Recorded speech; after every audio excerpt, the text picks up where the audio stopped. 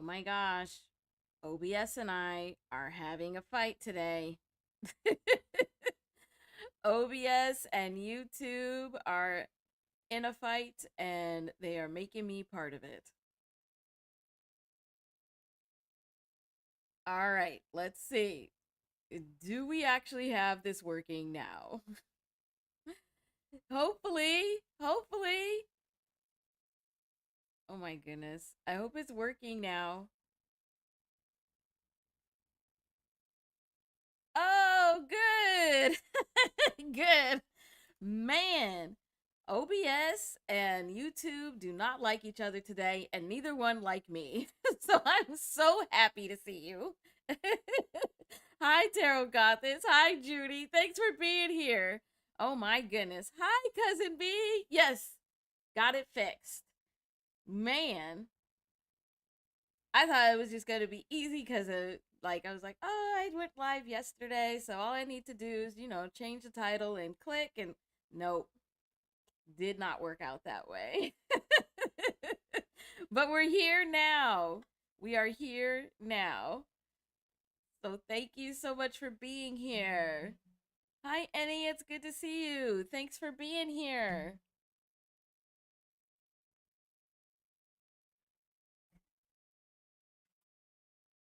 Okay, let's see.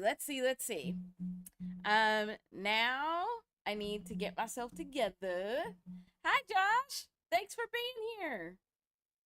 Now that I have figured out the problems and we look like we're good, um, we will get started. I got to get myself together here.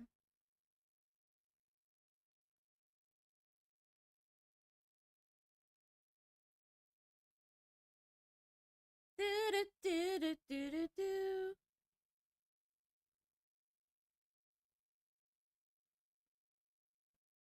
All right, let me get this together so I have chat and calculator and okay. I think we're good. I think we're good. Woo! All right, so let's. I have a list for us today, so I will put what I have on my list, and if you see anything that isn't on here that you want to add, we can probably add it. I know we have a ton to talk about today, so I did want to first we need to go over our vibration from last week, which is 557, I believe. I think so. Hi, Rumpel. Thanks for being here.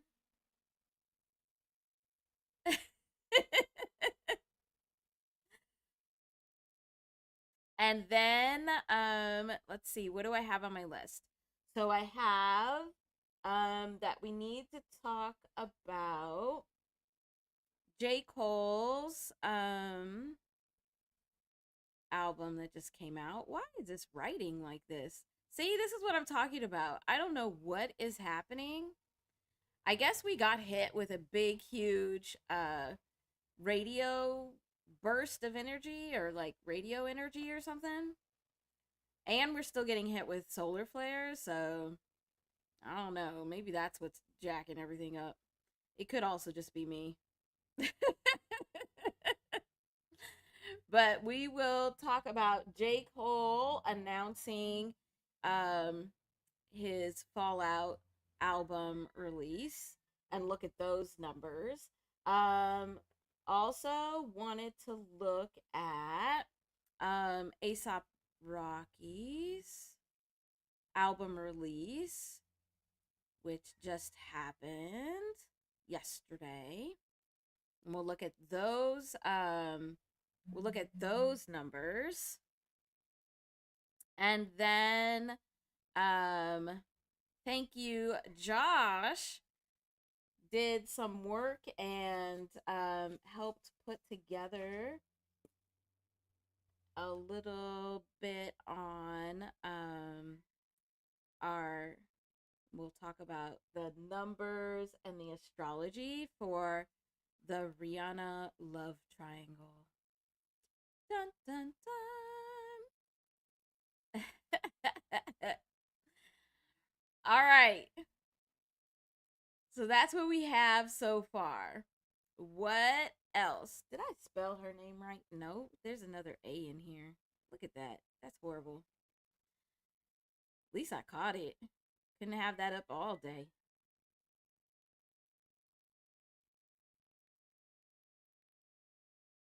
Rihanna. Okay. What else? Make sure I'm gonna check chat and make sure that I've said hello to everybody. Please make sure that you've hit the like button on your way in, you know, all that good stuff. And see if you had any other topics that were not on this list that we should add.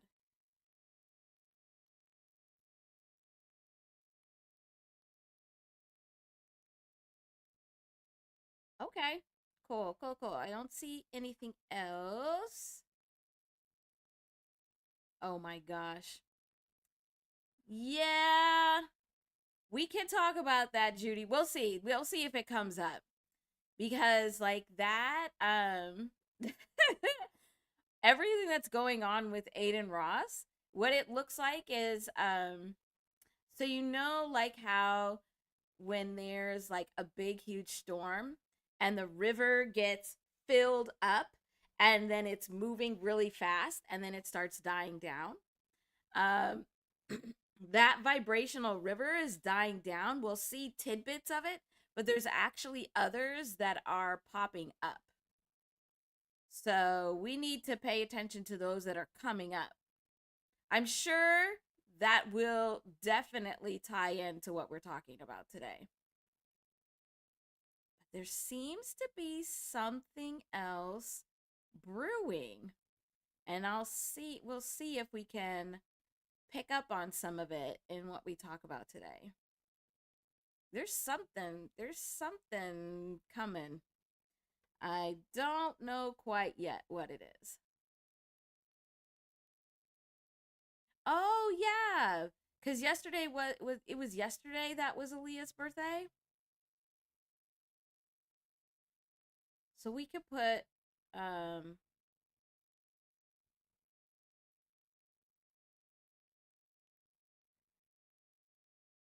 let's put Aaliyah here for 5.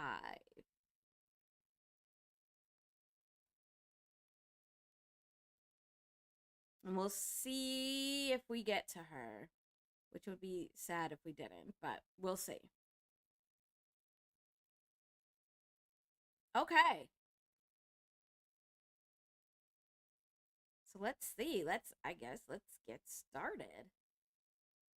So, for everybody that's been here before and anybody that hasn't, we always look at a random number to be able to pick up on vibrations throughout our week so we can start being aware of the vibrations that are around us, how they're impacting us, and how we're working with them. And so last week, our random number generator gave us 557, which is a 17 and takes us to 8. So I think what we'll do today also is pay close attention to what we talk about today and see if these numbers come up again, because these vibrations really were for this past week and everything we're talking about is from this past week. So we could potentially see some of these come up again as we're talking about events that happened this last week. So there's a few things here that I want to make sure to point out.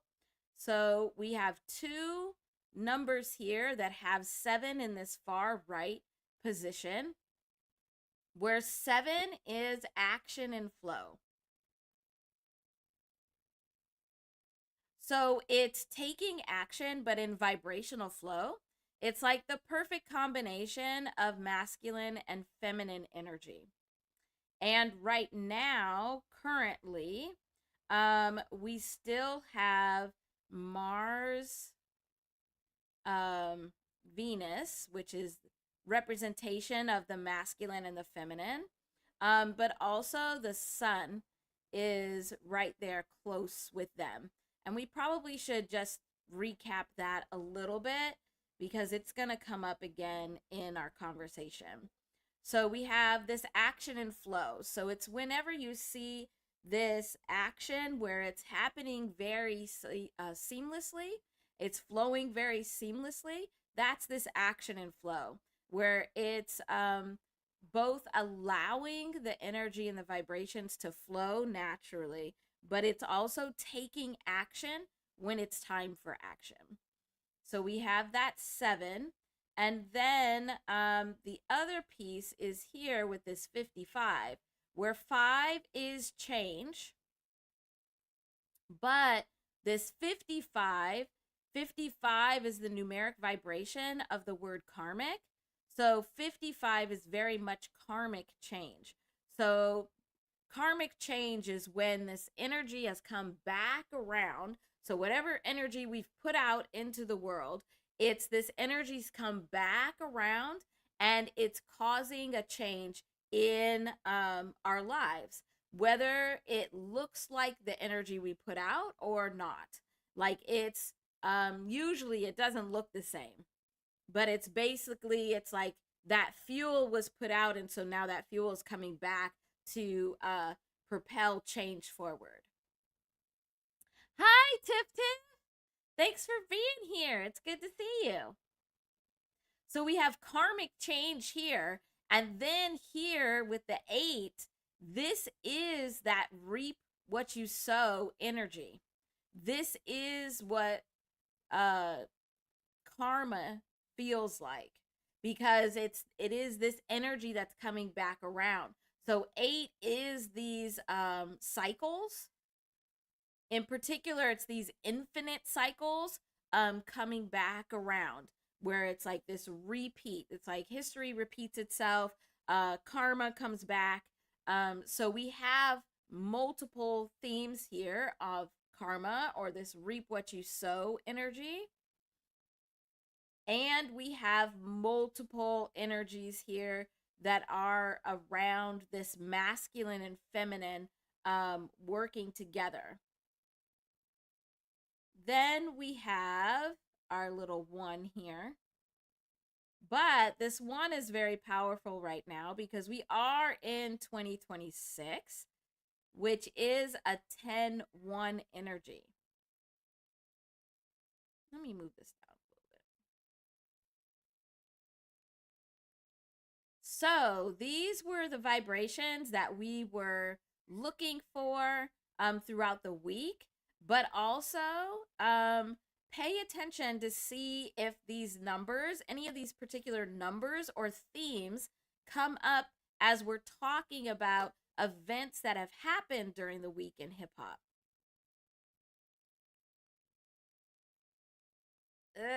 Okay, I'm hearing right now that I need to just make a little list for us of what we're looking for. So we're watching out for any of these numbers. So the 557, which we may not see, but the 55 and the 7 we could see separately. Also 17 and 8 are the numbers that we would be looking out for. Also, we want to look out for where has karma come back around. Where has this reap what you sow energy come back around, and we can see it clearly. Also, we are wanting to look out for any of this uh, combination of masculine and feminine energy. Because we are still in, oh my gosh, I say this every time that I need to like not talk while I'm writing because then I spell even worse than usual. But I still do it. Um, but we need to look out for masculine and feminine energy because we are still in this time when Mars and Venus are very highly active with each other. And we saw yesterday that tomorrow is the new moon where we'll have both the sun and the moon interacting with Mars. And we have Pluto in there as well.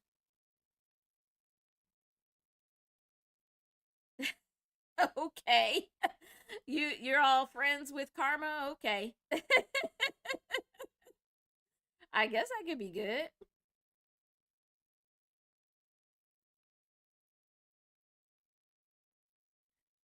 So I see your question, Annie. So really, the vibrations for the year, it is both 10 and 1.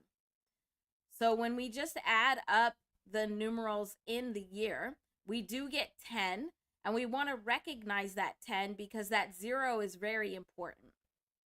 That 0 is that energy that comes back through and around, but we want to also really pay attention to 1, where it's this new energy that's coming in.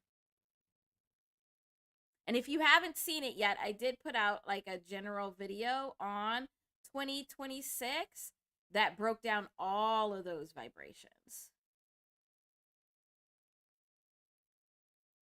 And you could feel free to leave additional questions you have in comments there. What? What kind of costume would that be, Judy, where you're dressed as Karma? I mean, I can't really talk. I think it was like my 8th grade year. I made my own costume and I went as Imagination. Yes, I got bullied that year. I got bullied pretty much every year, so it didn't matter, but I really liked that costume.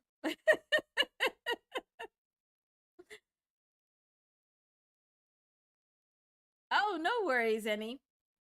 I just know that that video will give you a lot of good information.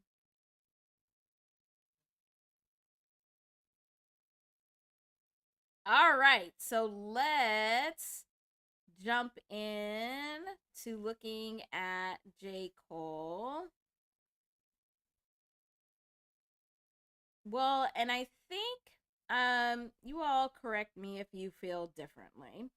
What's interesting about the energy and the vibrations around J. Cole is yes, the connection to what has happened. Man, that was like almost a year and a half ago.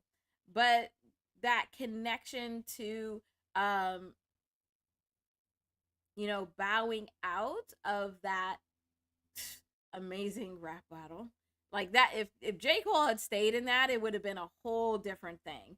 But it's that residue energy. So that's some of that karmic energy from the decisions that he made in the past. But also, I don't think we can deny his talent. Yes, historical is the right word, Judy. Um I don't think we can deny his talent and that the vibrations around him just as a person are very strong. And so then how do you reconcile with that in our brains? But let's look at his energies so we can see what's going on. What are we working with here?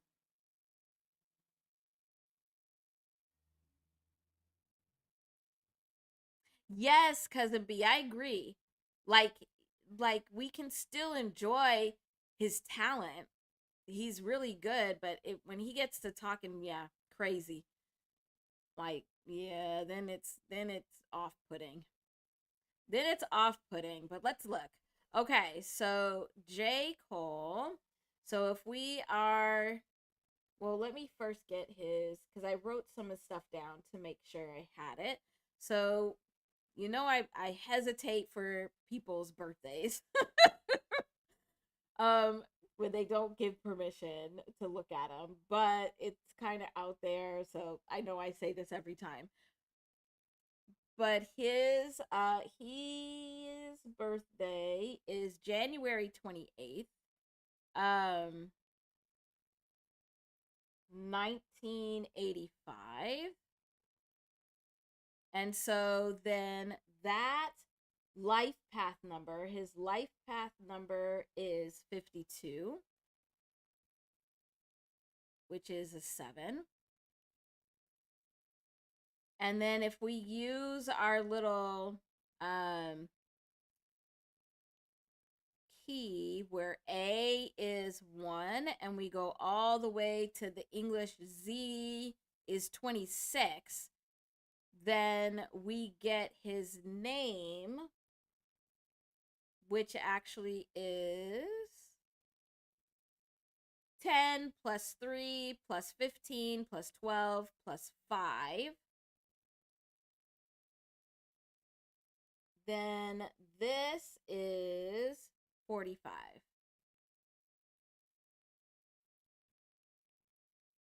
Okay, let me catch up in chat. I want to make sure I know people are still coming in, so I don't want to miss anybody.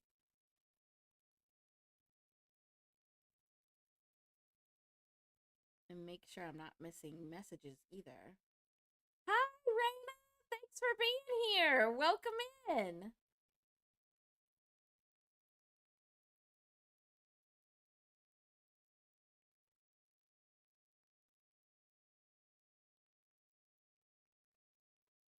Okay, cool. All right, so let's look at these numbers. So, remembering that it is our name or the name that we're using. So, in this case, this is his stage name, it's his artist name, it's the name that he's put out into the world. And so, this is the main name vibration for him. We have our name vibration, and then we have our life path number, which is based off of our birthday, our whole birthday, month, day, year. And so these are the two major vibrations that J. Cole has. And let's look at them. I'm going to put them together and then start breaking down all of these together.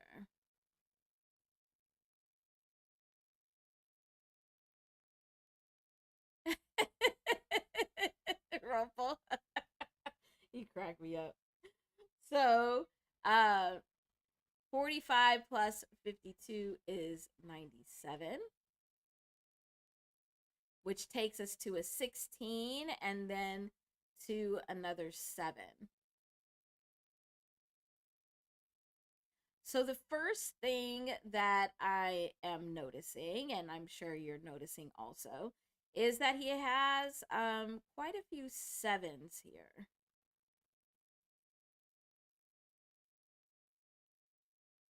Which would mean, especially with this 7 here, where it's in this far right position,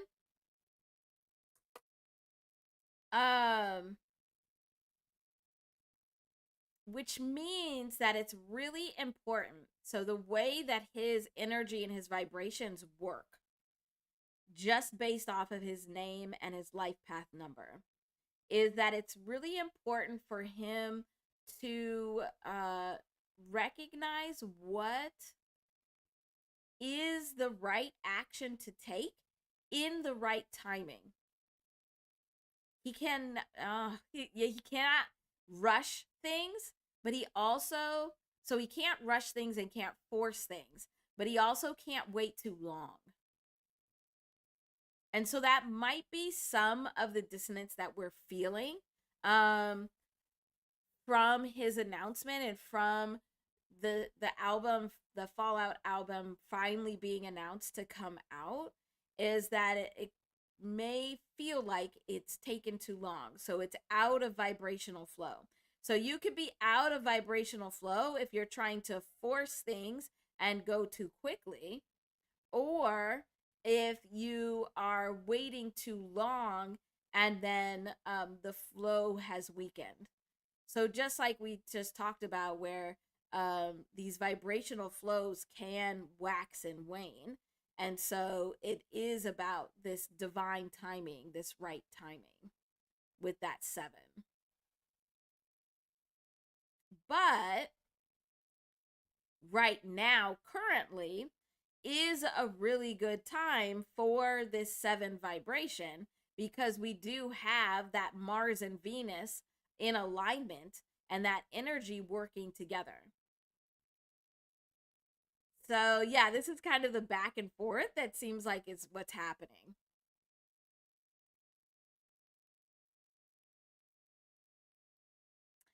Something interesting that I just noticed is that we've seen this 97 before. I don't expect you to remember. But where we've seen it is when we took Laubry's life path number.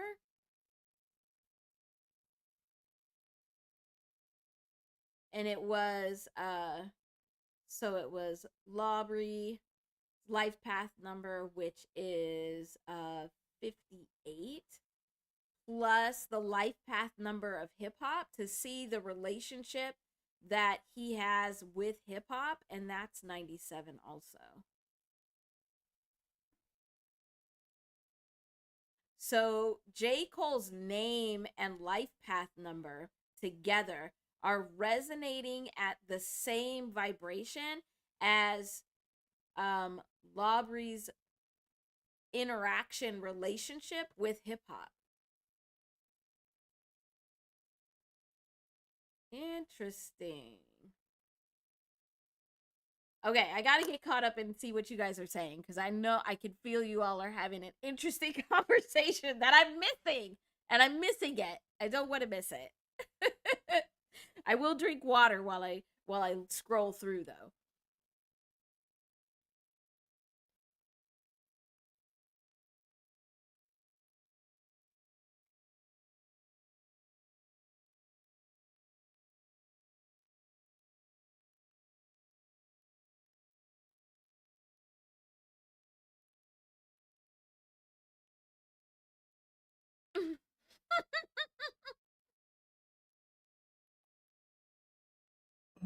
Okay, see, I knew you were having an interesting conversation.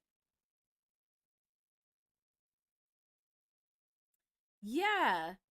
So I guess it does come down to um what role does the rap battle actually play in, one, just hip hop in general, and in what we would consider like the standings, like where would we rank people or rate people um based on their participation or non-participation. Very interesting.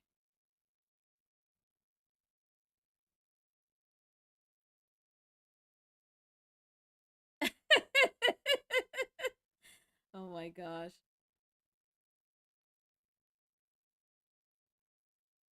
Yeah.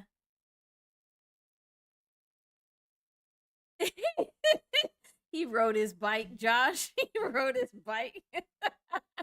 Oh my gosh. You all are hilarious.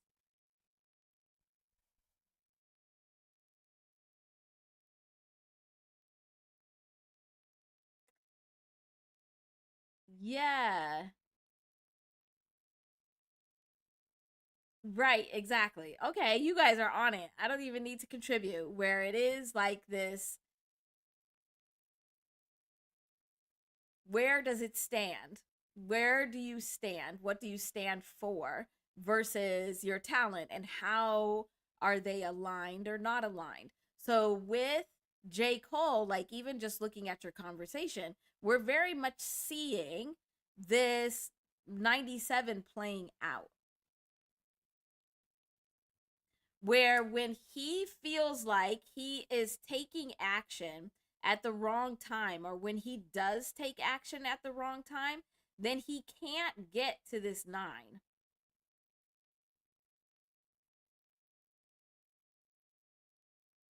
Yes, cousin B. That part I agree with. Everybody wanted to see J. Cole and Kendrick Lamar.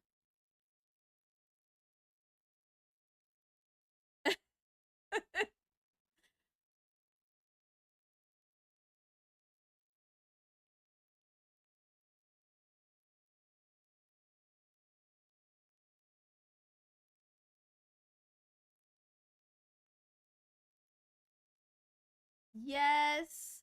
Yes.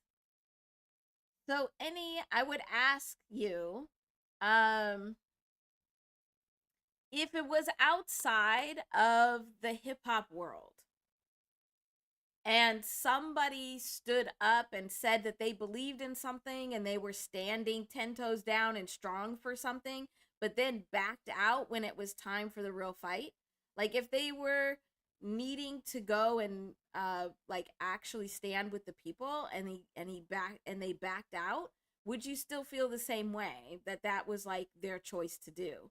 Because that's very much what it feels like in the hip hop world, at least for me. It feels like he took a stand and said that he was standing 10 toes down and believing in what he said. But then when it was time to actually take that action, this 7 energy, he did not. And you can even see that with even with putting out work, like it's been dragging his feet. So I don't know. I don't know.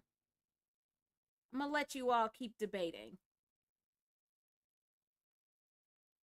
But even in what you're saying, it very much is resonating with this 97.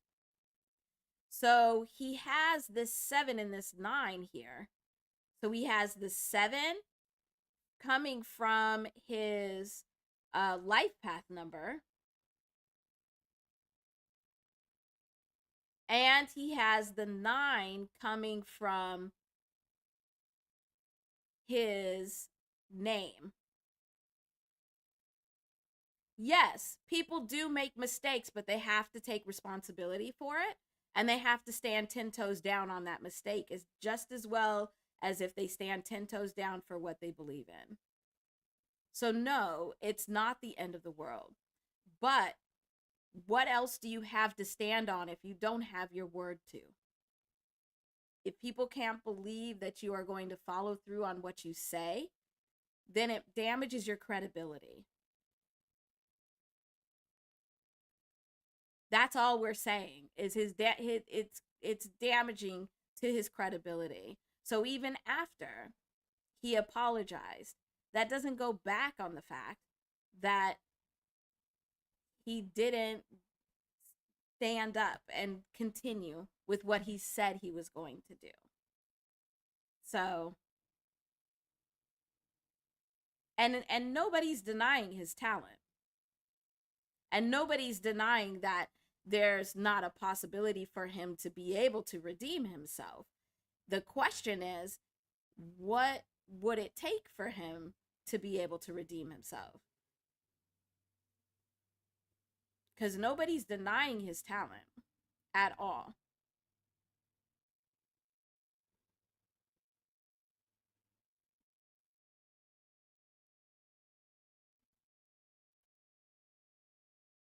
I'm feeling out the energy here. Okay. So, where these vibrations are is really about him taking action at the right time in the right way. And when he does that, then it's able to get to this place of completion. But if he gets stuck on this 7, now it's a running around in circles.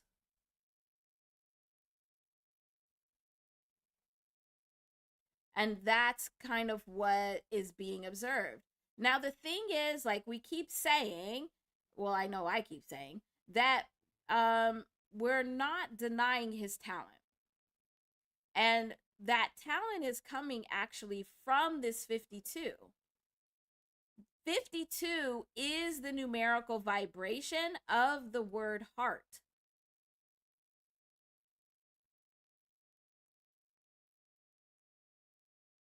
So he has the heart, he has the talent, but his heart and his passion is what he needs to be using to drive this action.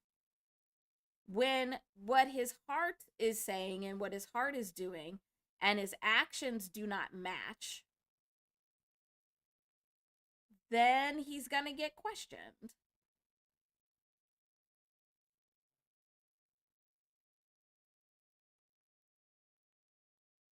So he has this heart that is already there.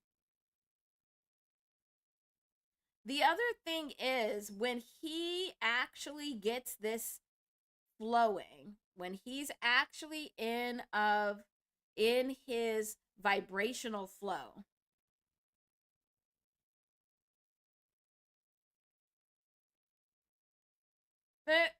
and nobody's claiming to know them personally. Because in all honesty, none of us know each other personally. That's never been part of the conversation. At least not on my end.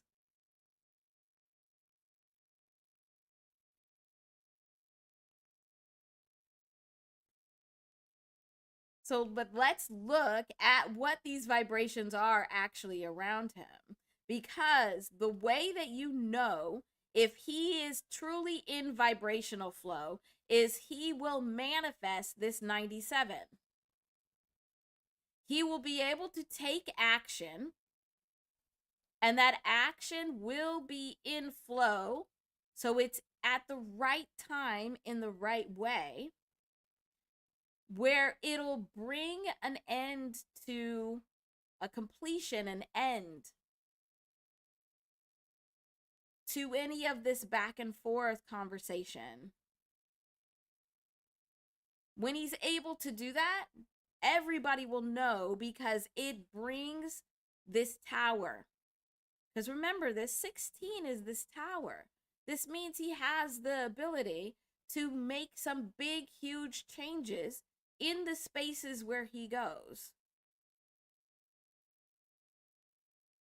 But the tower also is indecision, where if you do not make the change that is necessary to be made, then you fall with the tower. You fall. His album is The Fall Off. Now, the question is he in the tower when he's falling off? Or is he outside of the tower and observing it?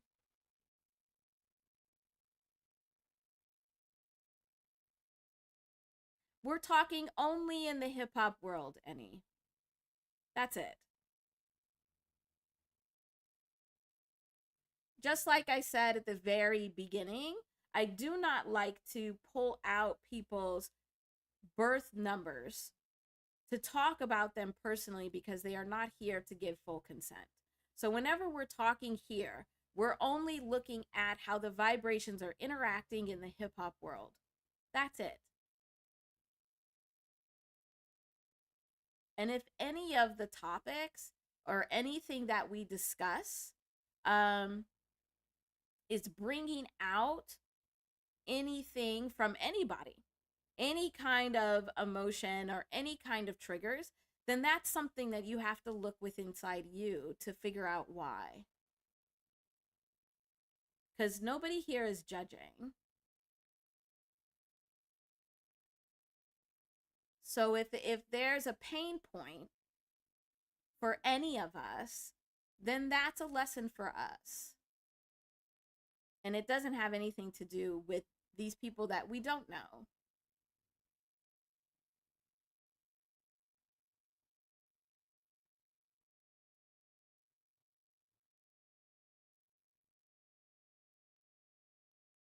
Okay, Annie, just make sure that how you're communicating your discussion is not from a place that is not honoring the perspective of others while speaking from your perspective.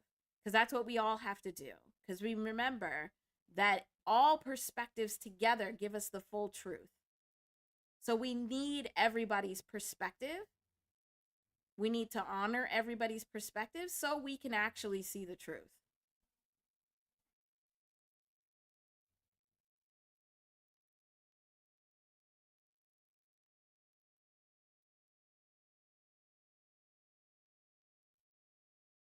I'm listening to everybody's energy. Okay, we're going to get back to this. So, with J. Cole's energy, when you look at him in the hip hop space, when you watch what he does, he really is in a position where he can make some tremendous changes. That's how his vibration just naturally flows. He is able to make these changes that are going to happen. He's able to recognize these changes that are happening in the space that he's in. But he has to choose whether he is going to accept those changes that are coming and be outside of the tower to witness the changes happening, or if he's going to stay in the tower and fall with it. Either way, once that happens, he's back at 7 again. He's back at needing to make a change. Needing to take action in vibrational flow. So he has one of these energies, these sets of energies that operate in very much like a cycle.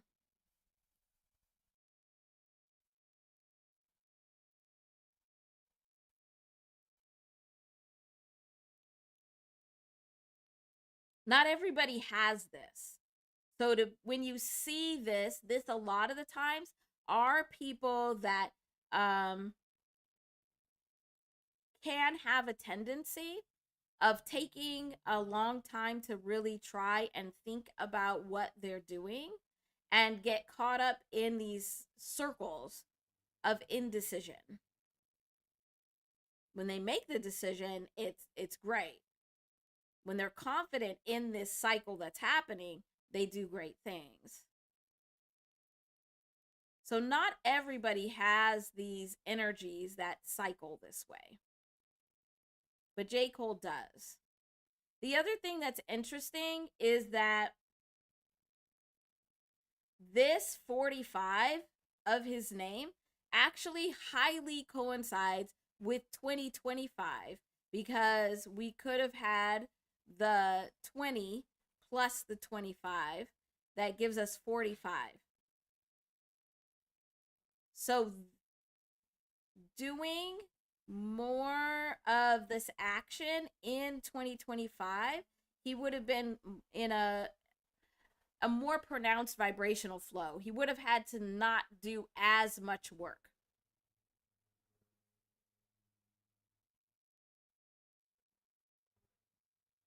So I think that's interesting as well.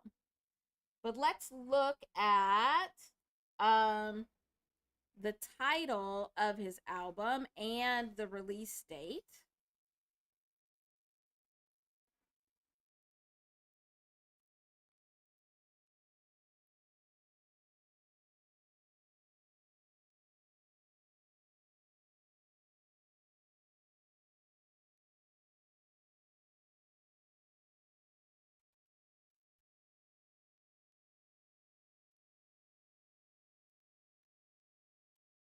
So for the fall off,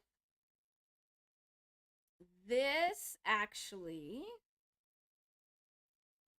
when we again are using our little key where A equals 1, and Z equals 26.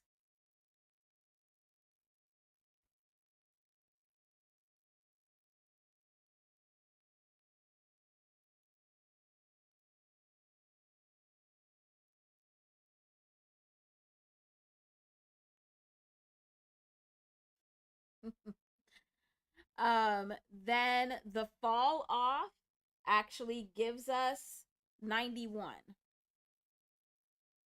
which is a 10 and gives us a 1.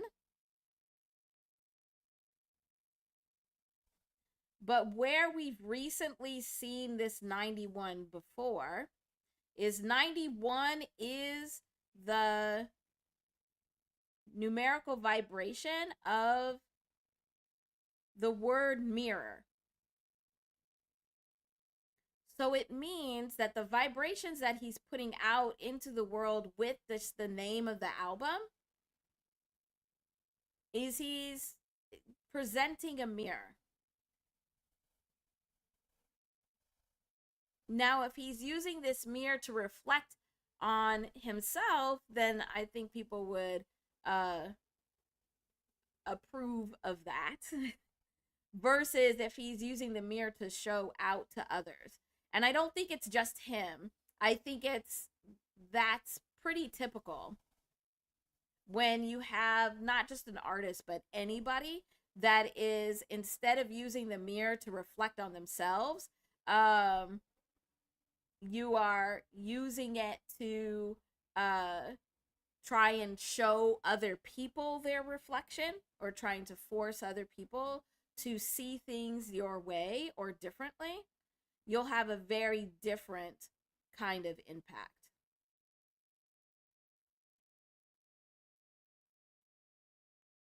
Okay, I'm gonna get some water and see what's going on in the chat.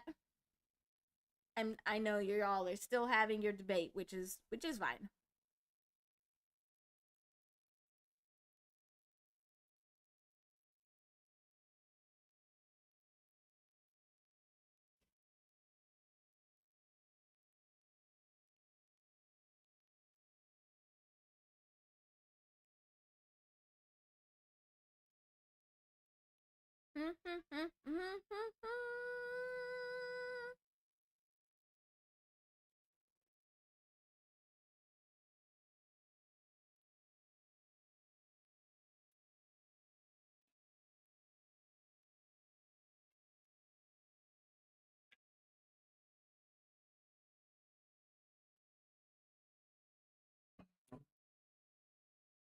All right.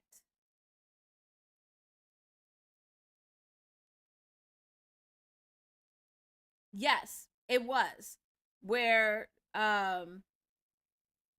Drake was around, no, Tupac and hip hop were resonating at 97, and Drake and no, other way. It was Mir. So yeah, you're right, Annie. So we already seen this where this mirror came out before, where we were looking at the mirror image of Drake's relationship with hip hop, which was resonating at 97. And we are looking at Tupac's relationship with hip hop, which was resonating at 79. So this is a lot of that same energy. Yes, because we have both the 97 and we have a mirror.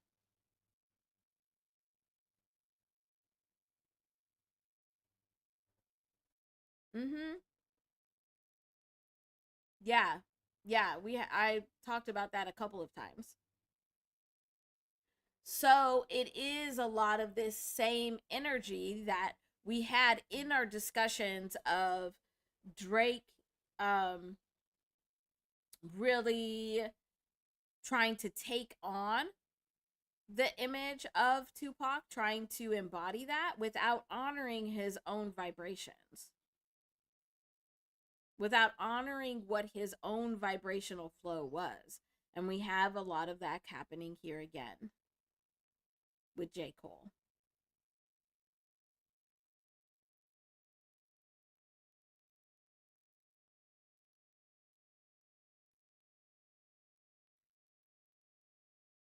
Okay, so let's look at this date.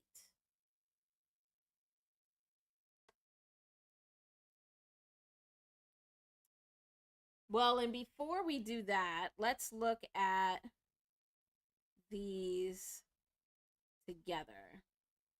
So if we look at J. Cole's energy, which he has his name that is 45, he has his life path number, which is 52. And then with the title of the album, Fallout, the Fallout of 91.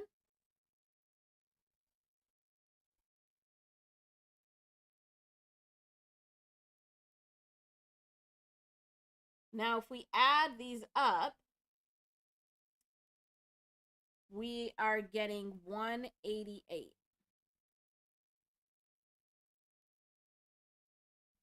So, what, regardless of what your opinion is, or what your perspective is, and how you're seeing and standing and seeing the parts of the truth of what's happening, we can't deny what these vibrations are telling us.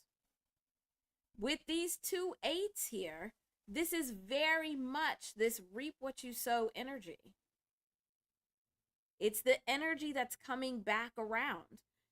And so why wouldn't we expect that this energy that was put out even years ago is now coming back around? So it's facing the energy, it's facing this reap what you sow or karma energy, facing it in multiple areas of life so that you can actually get to something new.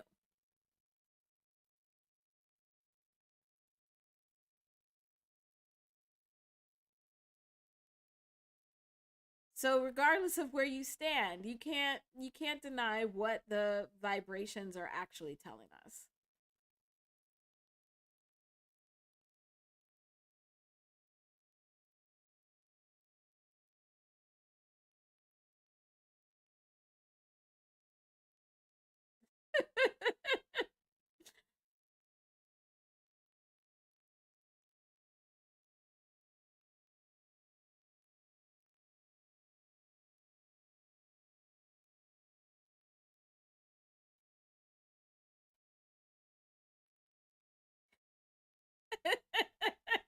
Oh, I knew you were gonna chime in, Tiff Tiff. I was just waiting for it. And that, yeah. Mm-hmm.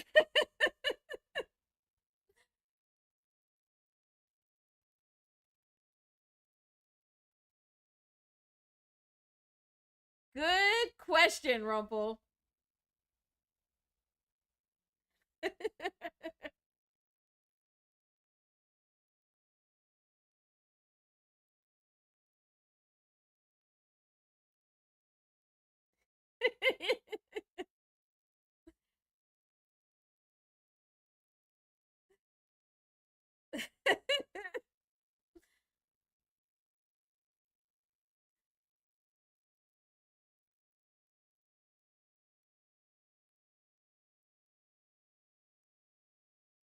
Oh my goodness.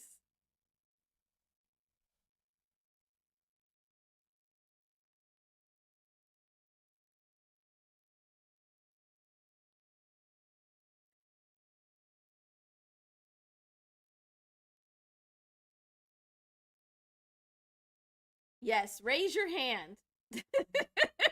We have to enact that rule. I mean, we can. I taught at like every level. So we can enact any of the classroom rules. All the way from 3-year olds all the way up to adults. So any of those classroom rules we can definitely enact. Okay, I don't want you all to miss this because this is really interesting. Because we saw that just J. Cole's energy, his name, and his life path number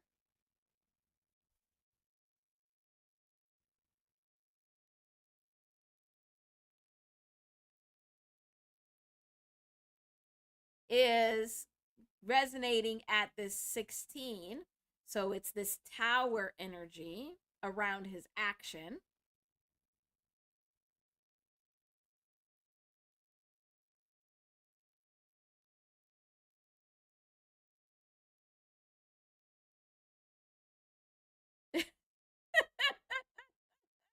Oh my goodness. Cousin B. But then also, when we add on the fall off, we still have the 16 here. But now it's coming in the form of these two eights.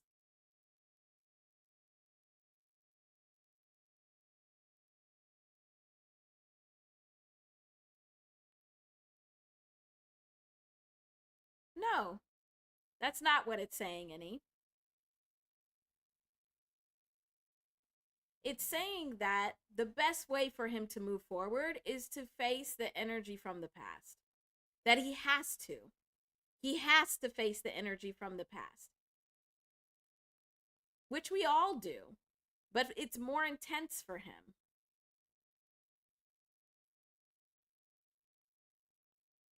It's how he fulfills his greater vibrational purpose.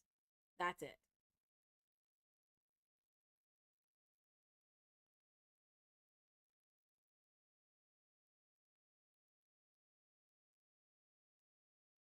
And there's people that if they aren't learning the lessons that they're learning, so if they're not facing the past and learning the lessons from those experiences, then yeah, they'll get caught in a loop.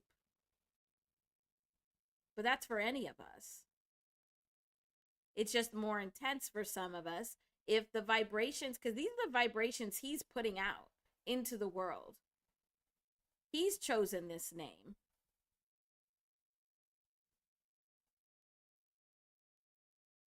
And so the with the name and his vibrations, it's making it so this karma, this reap what you sow energy is getting pulled back into his space.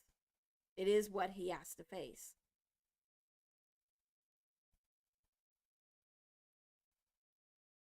Yeah.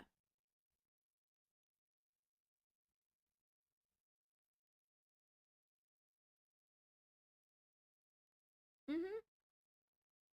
Yeah.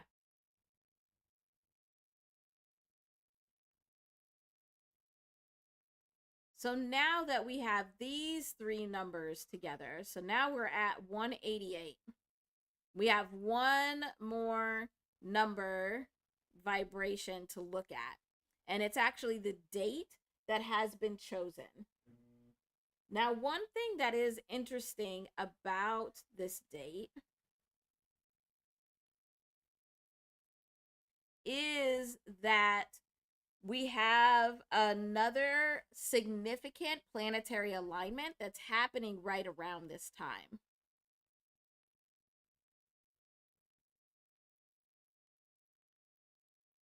Around this date, so from like the 5th to the 9th.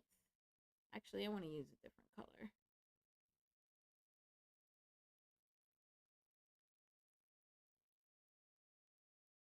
So, like from the 5th to the 9th, we have this conjunction between Saturn and Neptune. So, between the structure and the clarity or illusion. So, Neptune is really the illusion versus clarity and the structure of Saturn. But this is in Aries, which is identity. So, his album will be coming out. Wow. Listen to all those trucks. I don't even know if you can hear them. I think you can. But so his album is coming out. Oh, I thought they were done. Guess not. It's a bunch of trucks. So there's it's a bunch of trucks. It's what they do. So there's There's actually a couple of trucking businesses that are near here, warehouses near here. And whenever there's a funeral for one of the other truckers, they come out and they blow their horns. So it's an honoring of somebody that has passed on. Yeah, but it's a lot of noise.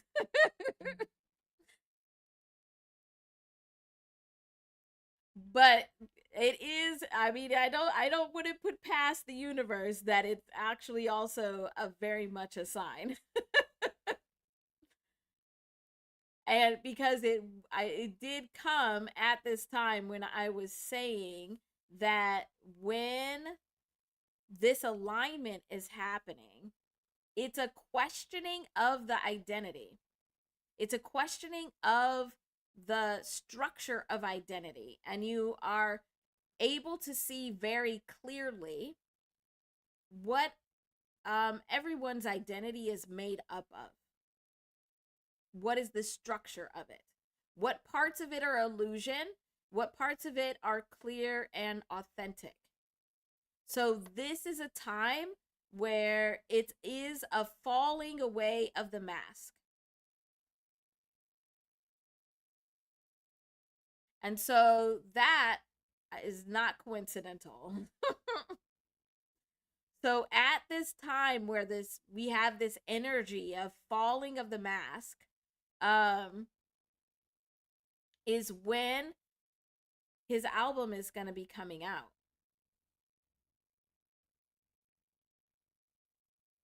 So let's look at this date.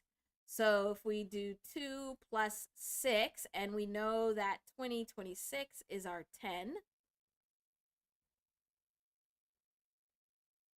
Now this date is 18. So we have another 8. So in multiple places,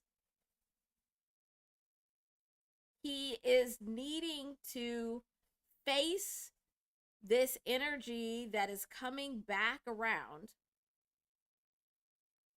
And that's just what the vibrations are. Needing to face these energies that are coming back around.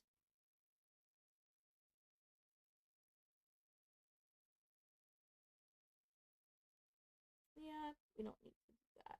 But so then let's look if we do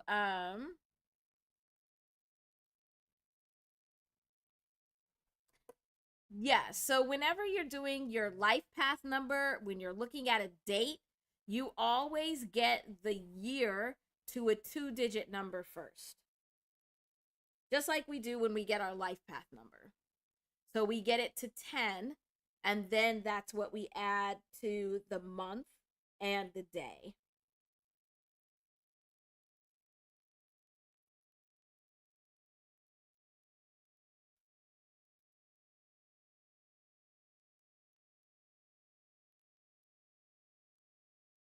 And here's the interesting thing too. So when we do 188 plus 18, we get 206.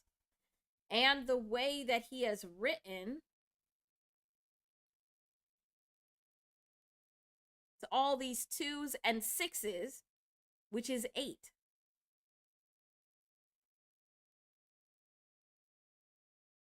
So he's drawing in a lot of this 8 energy. He's drawing in a lot of this energy from the past. And because this is neutral, this can be a very positive thing.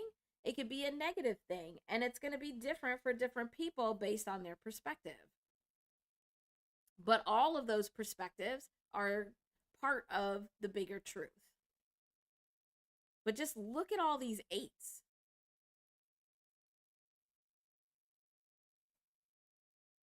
There's 8s all over the place. And 8 very much is that cycling energy. It's that energy coming back around. The other thing I think that's worth noting, and in that video that I mentioned before on 2026, I talk about this more, but 26 is the vibration of the word God. But it's this little g God. It's like what and who we make God that aren't necessarily a God. So, who or what are we idolizing as a higher power when they may not be? And so that energy's in here very strongly as well. And here, it's competing with this zero, which is God, higher power, universe energy. So we have 26, which is like the man-made God. And we have 0, which is the energy of the universe, is the energy of God.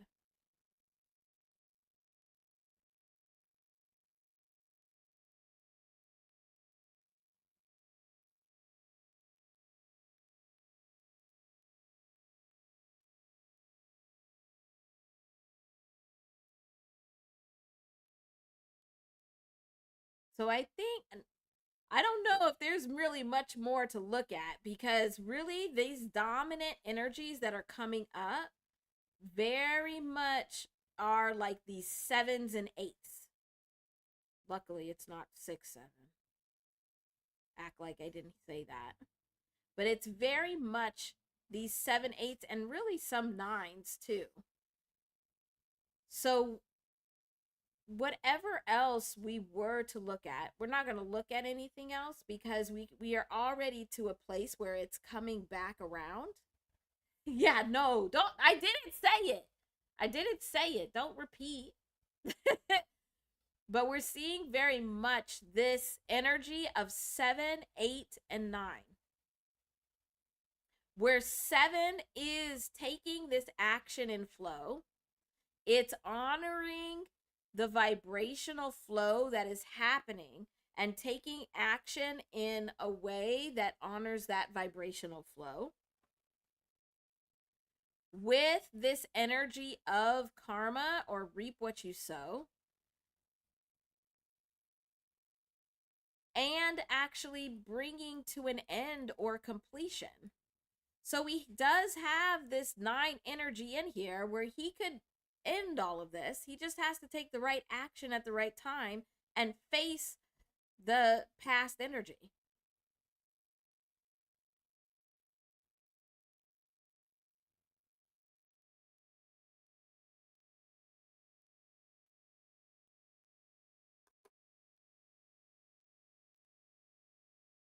Very interesting. Very interesting. So this is what we're seeing, and we just saw that we looked at that number that we had, our vibration for the week, and we're seeing here again, here's the 7, and then here's that karma or karmic energy again. So this story, this vibrational story, is in vibrational flow. It's what we would have been looking for and expecting to see this week. Okay, I'm getting some water.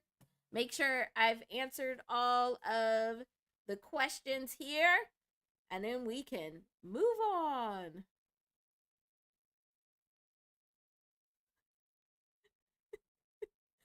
Josh, I saw your name pop up. I haven't looked at it yet, but is it a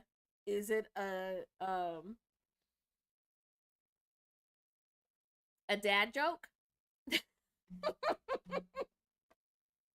I'm just checking before I look at it.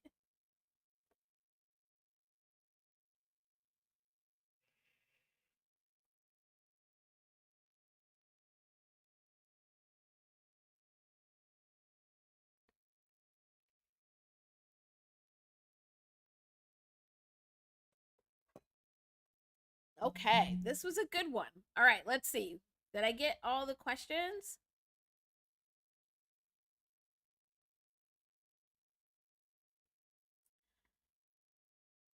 that's a good question, Judy. Let's go back. Yeah, so because this date is adding up to a 9, it is just it's basically resonating with an opportunity for an ending. So remember that, like, I don't know why I would say remember, but I guess it's me remember that 189 is the vibration of the word opportunity. So whenever we have a 9, especially when it's with this 18, it's an opportunity to bring to an end. So it is an ending vibration. But remember, 9 also can be shifting vibration. Yeah. Yeah, that was a good question. But he has so much 9 energy, like in his just vibrations. He wants, like, his energy wants to get to an end. We just need to get him there. Or get himself there. He needs to get to this ending. All right, let's see. Oh my gosh. You said I'd be the judge of your jokes? Oh my gosh.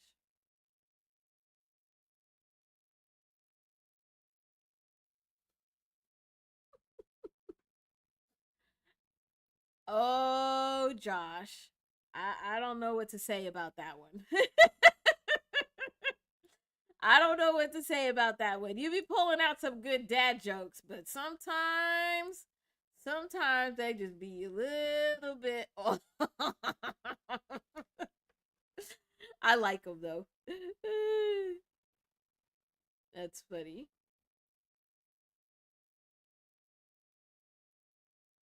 Oh my goodness.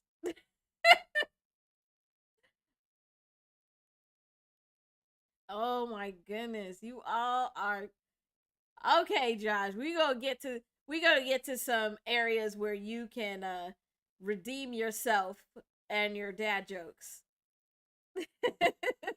I like them. They crack me up. Uh, I think that's because I'm very corny and do not make good jokes, and so I like all jokes. um, so let's look at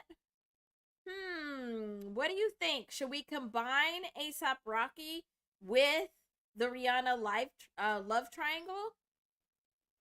I think we could probably combine them. Look at the energies in a combined way.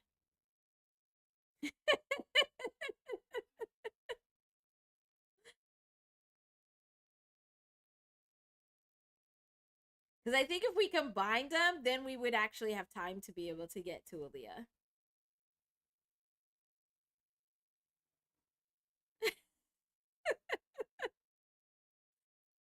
Oh, you all crack me up, family.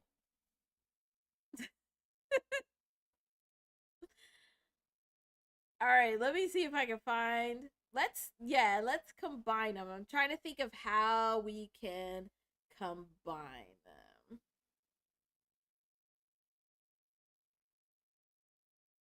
Yes, Rihanna has been in the midst of several love triangles. But I think we could probably see in her vibrations why that is. That's what we should look at if we can figure out why that happens. Okay. So, I think what I'm going to do is I am going to combine these, but before we jump in, let me see. I'm going to grab our chart from yesterday.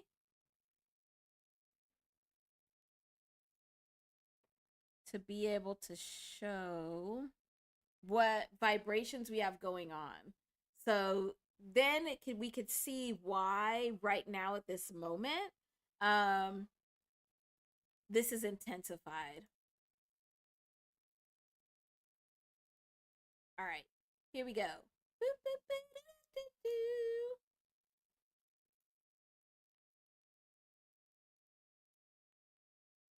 So,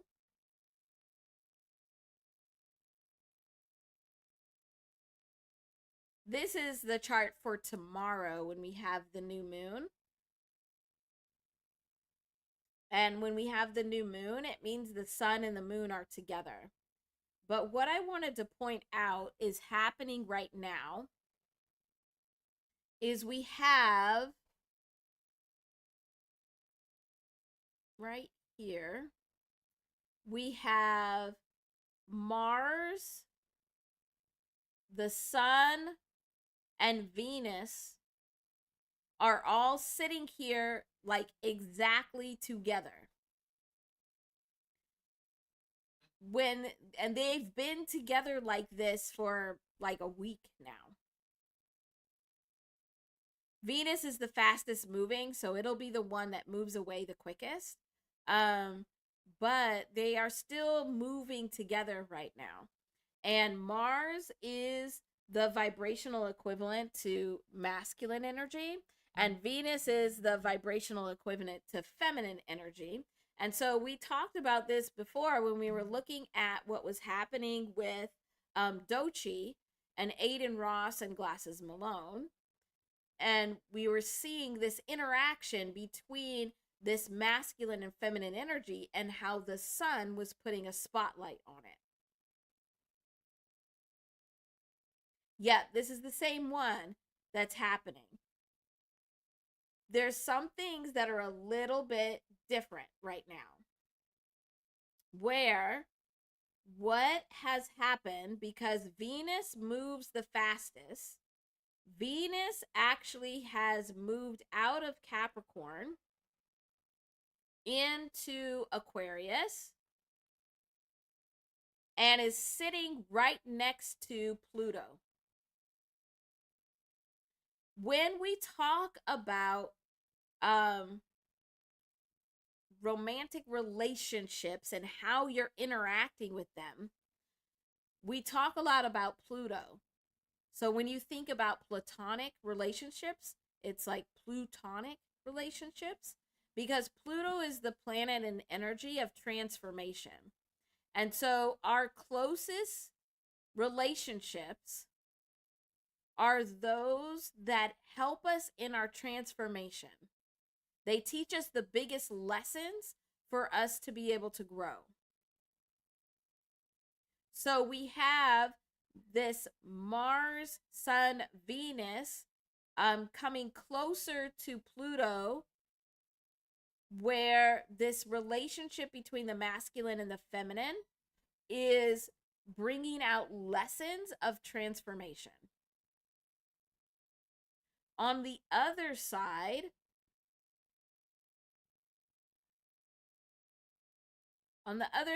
here, we have Mercury, which is the planet of communication. And especially in hip hop, we see hip hop is very susceptible to Mercury energy. So as Mercury is coming closer to this combination of Mars, Sun, and Venus, it's increasing how this relationship between masculine and feminine energy is communicated.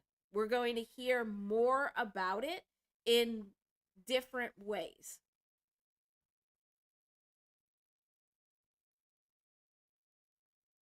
Okay, before I move off of this, let me make sure I'm getting anybody's questions from the chat.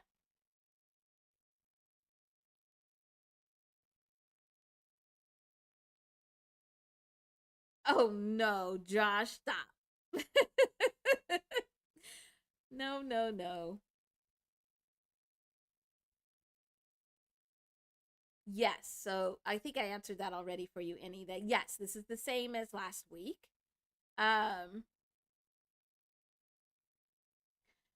So in the scientific world, Pluto has been demoted, but when it comes to astrology and thinking about energy and vibrations,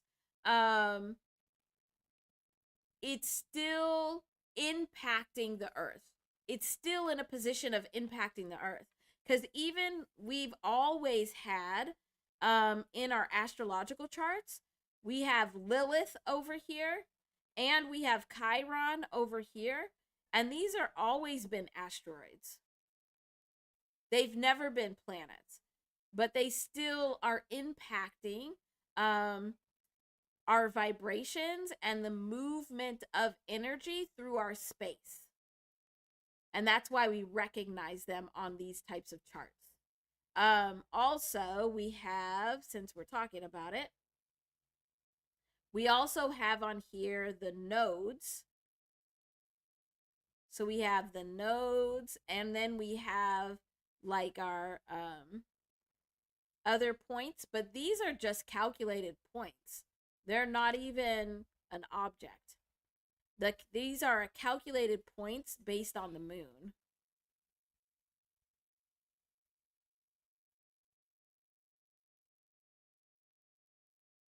So there is some separation between like what is designated a planet or a star or a asteroid in the astrology and or astronomy and scientific world, but in astrology we still recognize that energy as impactful.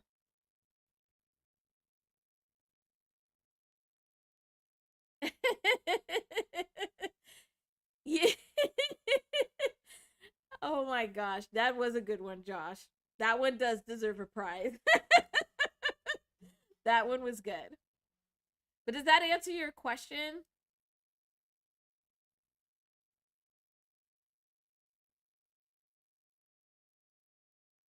Yeah, so like that's kind of what I've been saying the whole time, is that we can't use one single placement of our natal chart to talk about who we are.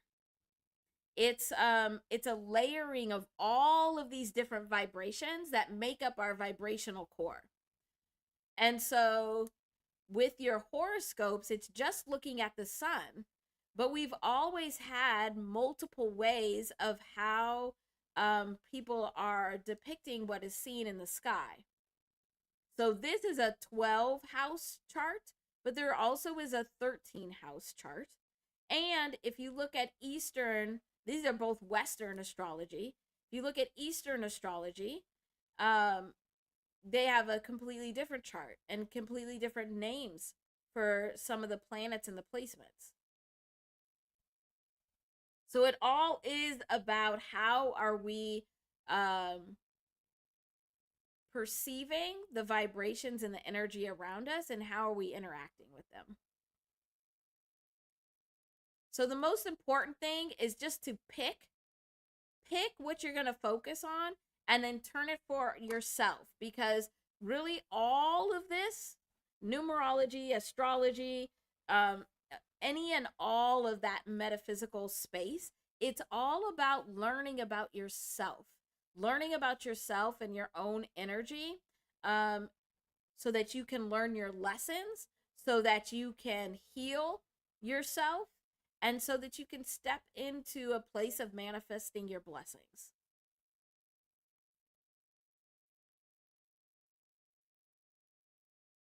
So, oh my gosh.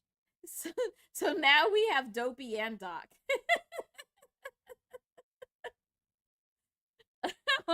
Oh, here we go again. You know, the last time you talked about Capricorns, I had to remind you that I'm considered a Capricorn. uh, yes, Tiff Tiff. But that's what makes it so enduring. Okay, so let's keep this in mind, that this is what's happening energetically in the sky above us. We have this interaction between the masculine and the feminine energy, and it's moving closer to Pluto, which is our biggest lessons especially in relationships. It's our biggest lessons within that space. All right. So let me see how we can write this out.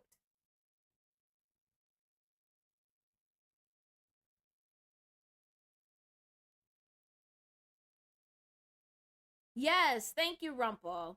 Thank you, Rumpel, for giving that definition. That's what I was searching for in my brain.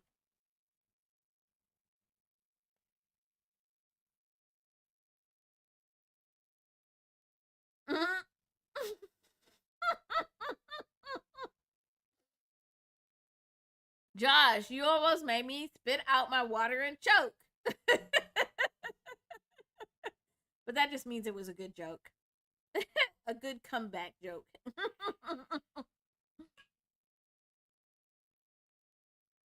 Oh man.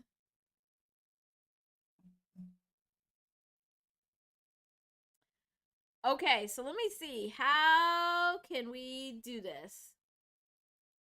Oh, I hate it when it does this, and I never know why it does that. Stop it. All right.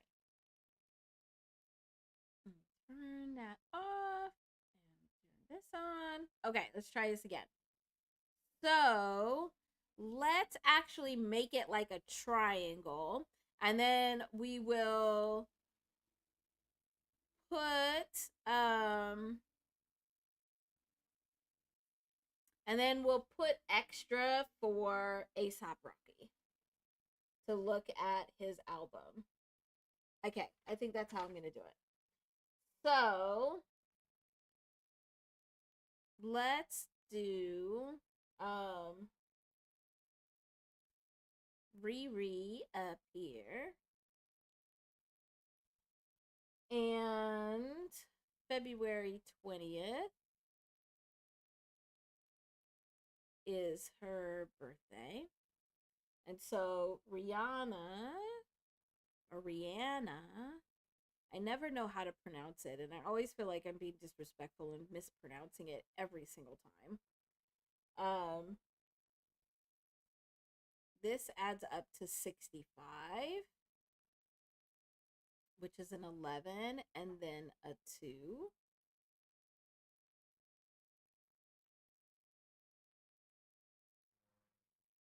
And then for her birthday is February 20th. Here are these 8s again. So Rihanna's birth year is 88. And so is ASAP Rocky's. Well, all right. We got 88 again. We're just going to put that up here. So these 8s are coming through strong. We'll see when we roll our wheel if we get an 8 again. But Rihanna's life path number is 48.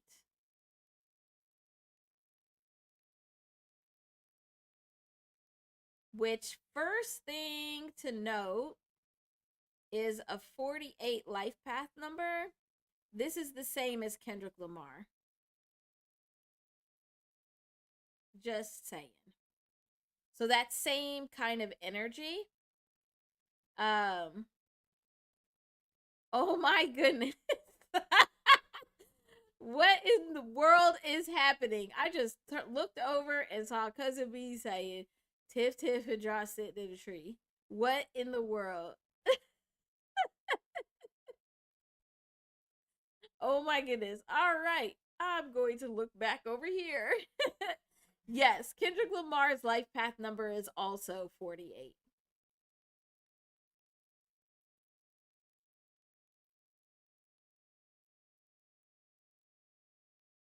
We'll just put his name information there too.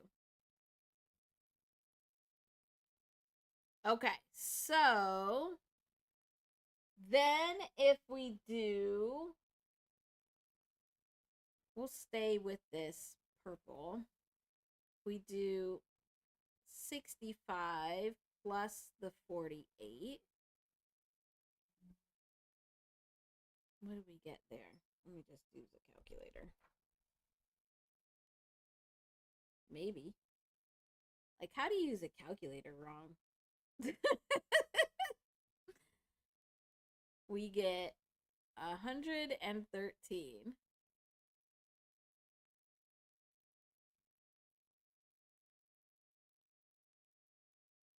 We're getting there. Breathe, Annie. Breathe. We're getting there. We're going to do the whole triangle. We just starting to set it up. So then I think we'll put on this side. We'll put on this side, we'll put you know, I love all of the different names, but we need to use his proper artist name. So we'll put Drake here. it's okay. So Drake is 39. He's not 39. Well, I think he is 39. Oh, that's interesting. But his name number is 39, which is also a 12-3. And then his birthday is October 24th, and he was born in 86. But his life path number is 58, which is a 13-4.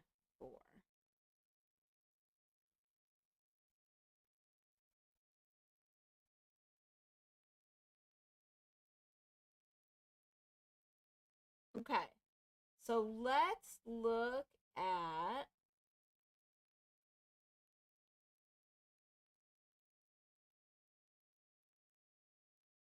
just look at these numbers real quick. So let's look at their, what do we want to look at?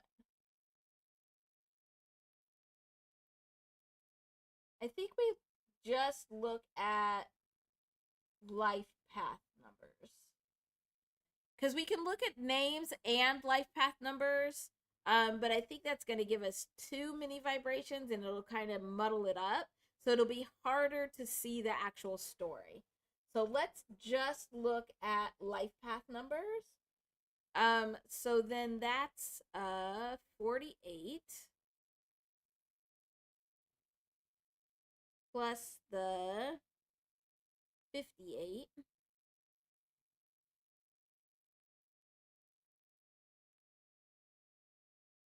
which gives us 106. Hey Josh, it's your 106 from last week. There it is again.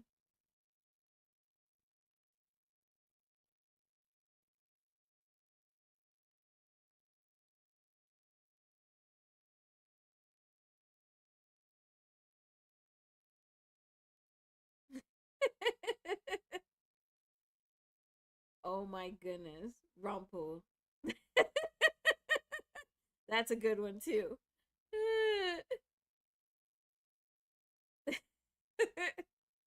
All right. So we have that.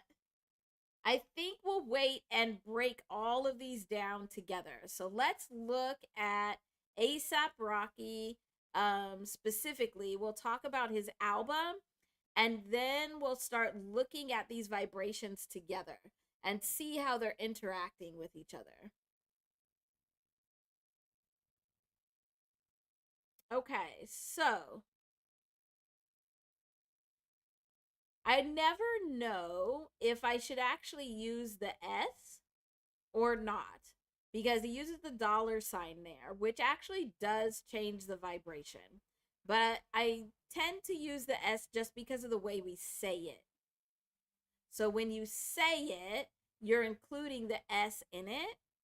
So I think that's going to be the dominant vibration. So ASAP Rocky adds up to 109, which is a 10 and a 1. So already it's interesting to see that just in these two names, they both have the 9 in that far right position. A$AP Rocky's birthday is October 3rd. So while they both are born in October, they actually are different zodiac signs because one's at the beginning of October and one's at the end of October.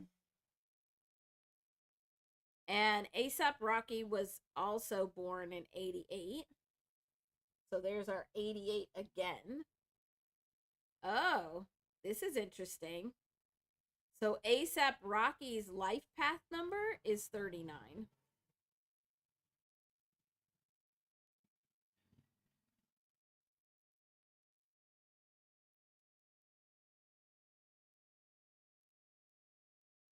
And I'll put it over here somewhere. Hip Hop, who was born August 11th, 1973's life path number is 39.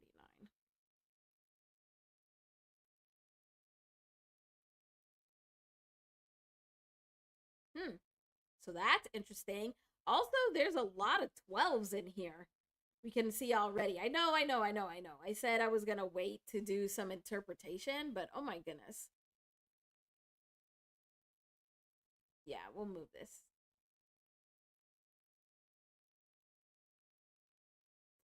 I was going to wait to do some interpretation, but oh my goodness, it's like crazy to see that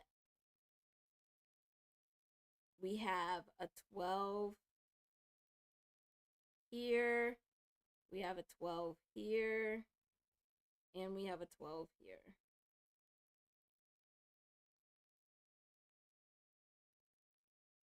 It is kind of deja vu from yesterday, isn't it? Wow. Interesting.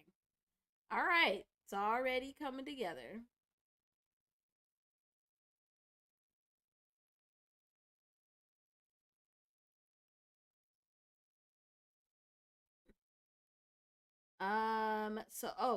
I forgot to do this. Let's do 39 plus 58. What? Why? Why did you choose to do that? That was just really rude. Nobody asked you to do that. Being extremely rude.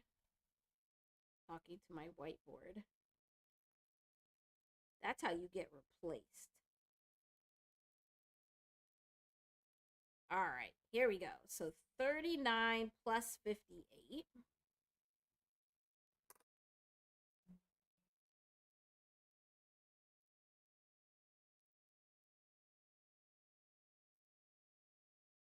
$39 plus 58.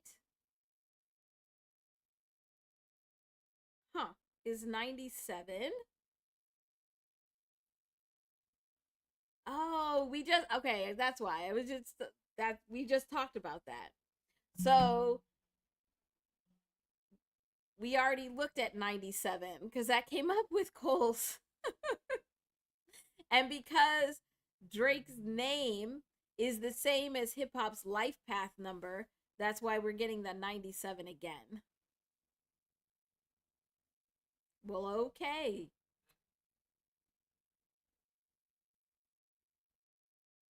Let's also do 109 plus 39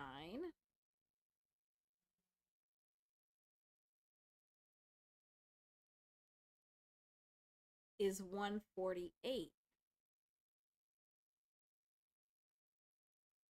which also is a 13-4.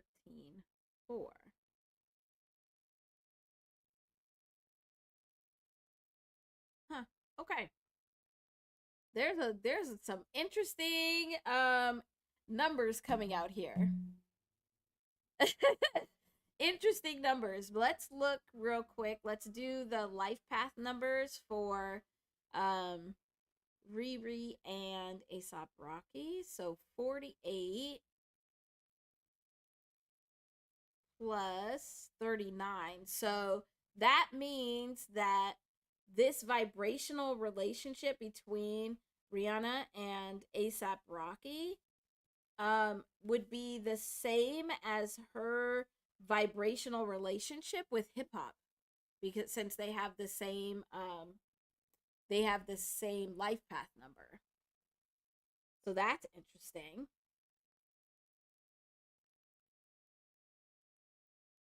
And this is 87, which we've also seen recently. Because 87, we'll put it over here also. Let's see. 87 is the numerical vibration of the word truth. Yep, you got it, Josh. You got it. That's interesting. But then also because Rihanna has the same life path number as Kendrick Lamar, and ASAP Rocky has the same life path number as hip hop, their vibrations together, as far as their life path numbers, is the same as Kendrick Lamar's life path number with hip hop's life path number.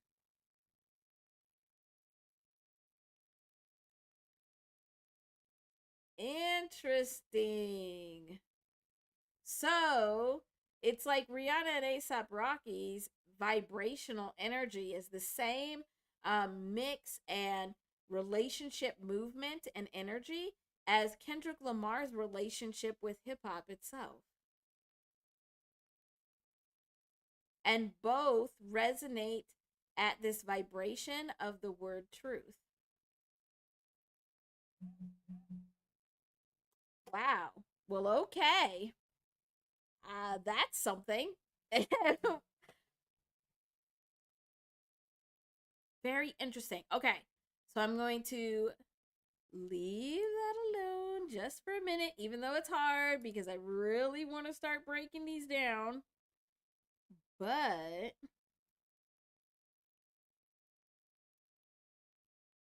let's look real quick at ASAP Rocky's album.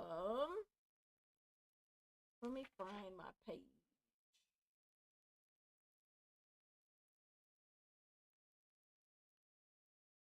And I think we should look both at the album name and at the song Stole Your Flow, because that really is the energy of this whole thing we're looking at. So let's put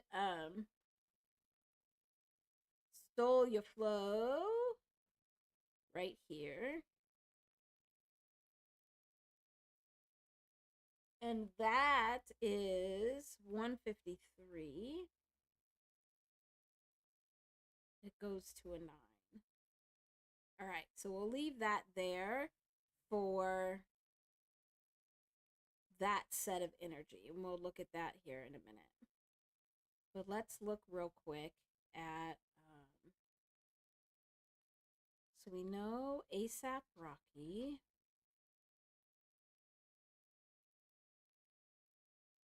has a 109 and a life path number of 39. And so then together that's 148. And let's look at the album name,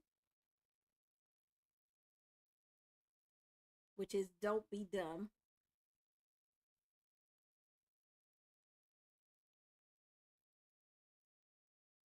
Yep, 48 again. We're going to talk about that when we get back up here because that's actually really significant. So don't be dumb. So if we are using our little code again, where A is 1 all the way to Z equals 26, when we put in numbers for each of these letters, we actually get 100. And so this album, just with its name, is drawing forth a double dose of this God universe energy. And that energy is supporting something new. So all of the things, and I think this is pretty typical of A$AP Rocky, but all of the things that he's doing in the album that would be new, and I think that's kind of just what he's known for. Correct me if I'm wrong. Is trying these new things and doing new things and looking new ways and all of that. He's very much promoting that with this vibration here. It's interesting also that it keeps taking us back up here, because this 148 is 100 plus 48, and 48 is that life path number of Rihanna.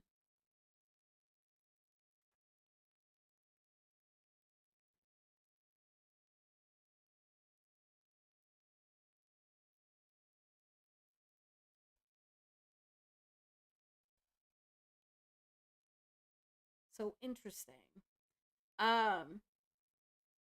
Also, what's interesting is there's a couple of different phrases that actually also add up to 100. Well, the word honoring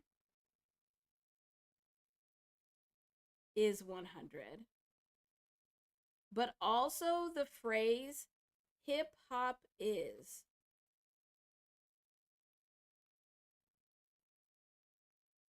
equals 100.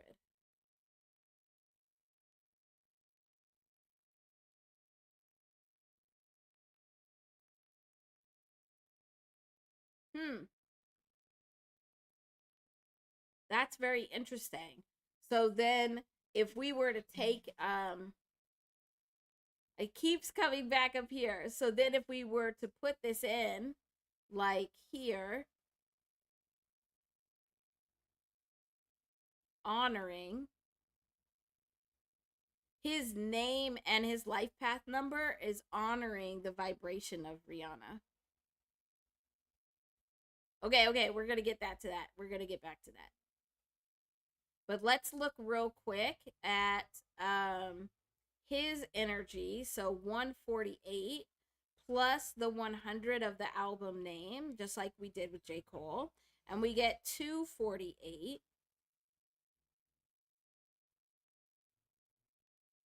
Which takes us to a 14.5. So that means that the vibration that he's putting out into the world, when it's a combination of his energy and the album name, is all about trying to bring a change. But this change is coming from this mix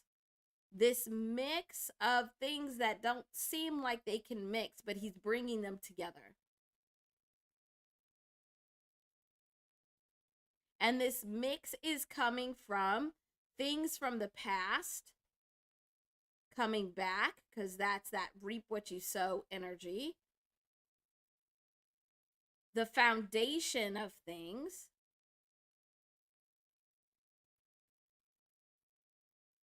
And getting rid of duality or division.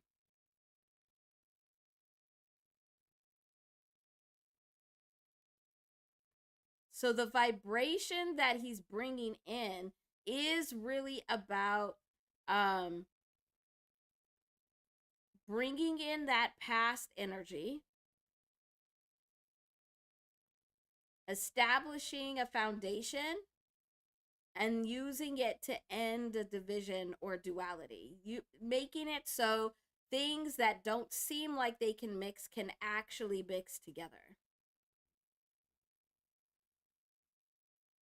So it'll be interesting as more and more reactors are reacting to the whole album and looking at all of these songs. If this vibrational theme is seen throughout.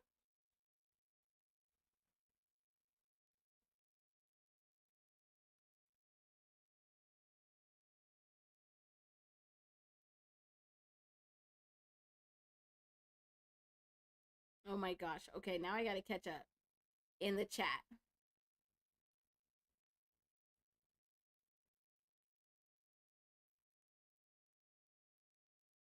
Okay, you guys are funny. Oh my gosh. So this is interesting. So what we would expect before even listening to this album from ASAP Rocky, just with his name, his life path number, and the title alone, is that um it would be an interesting mix of things, probably sounds, um even like in the lyrics, you would expect there to be this mix of things that you would not expect together being put together. We've already seen some of that in his visuals and in his songs as well, of like this mix where it's like, does that work? I don't know. But he is really trying to end this division and bring a change to what is seen as hip hop. But he's always done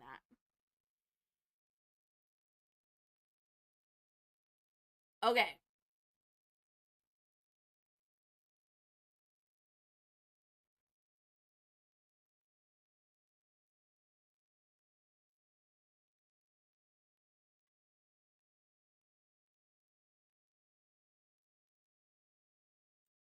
So, when we are looking at this love triangle that's happening here, or has happened and is just coming back to the spotlight again, what you would tend to look at is where are the vibrational connections. So, where are the similar or same vibrations that are connecting people? And then, what are the similarities and the differences when we look at patterns of connection?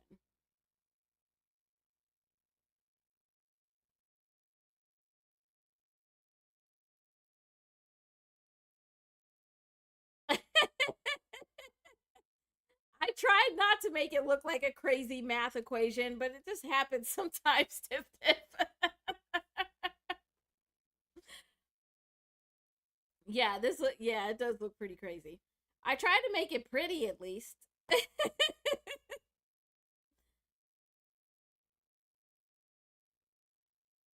So, I think what is interesting here,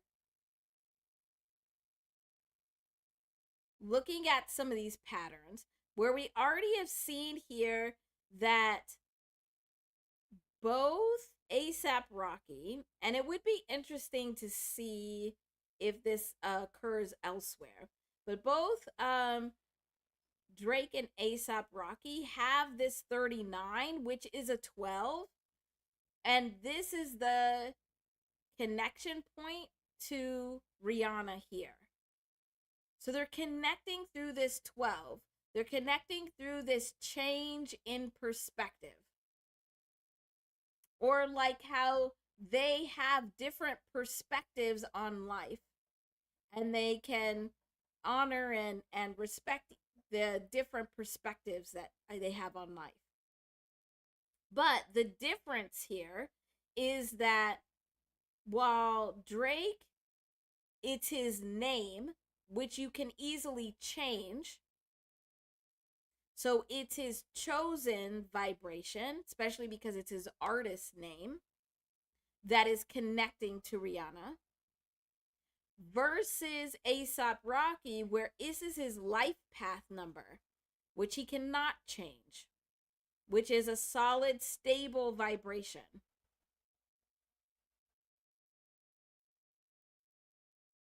So it's like a changing and ever changing vibrational connection versus a stable vibrational connection. That's interesting. And then the next thing that I'm seeing, and I think we can move this. Well, where do we want to move? Do I want to move this? I don't know. Nope, I don't think I do. You're just gonna have to squint your eyeballs and deal with all of this. Because if I move it, then I won't see the patterns anymore. But we already talked about this Rihanna having this 48 life path number, and then ASAP Rocky's name and life path number together is 148, which is the same vibration as saying that it's honoring 48. So his vibration alone is honoring her life path number vibration, which is the connection point vibration. It is what connects them, that change in perspective, where they go into the world to try and change perspectives, to bring growth.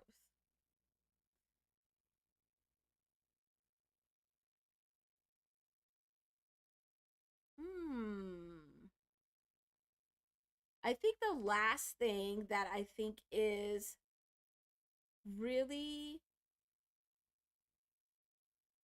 interesting is that because it's this 39 on either side, that hip hop is definitely in the mix here. Because 39 is that life path number of hip hop.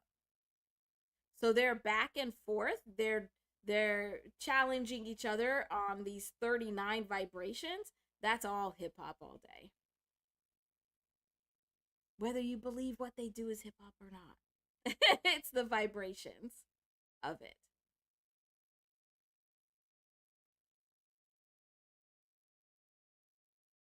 What else are you seeing?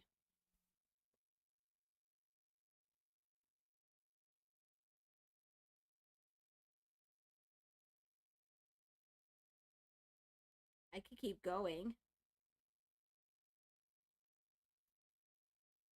We do have some interesting 7 energy here.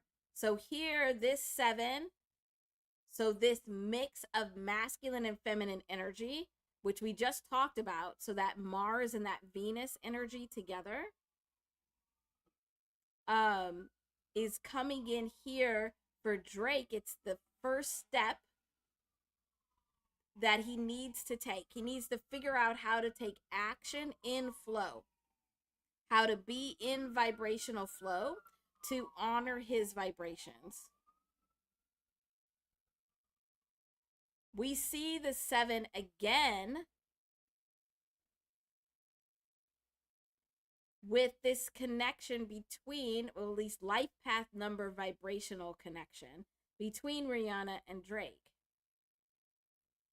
So while together they could get to this 7,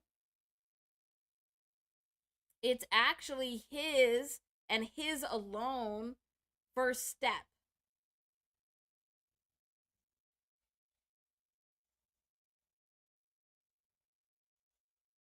Which is different than over here with this 7 in this 87, because this means ASAP Rocky and Rihanna are working together on this first step of 7, of how do we get this perfect mix of masculine and feminine energy to be able to get into vibrational flow and take action at the right time and in the right way.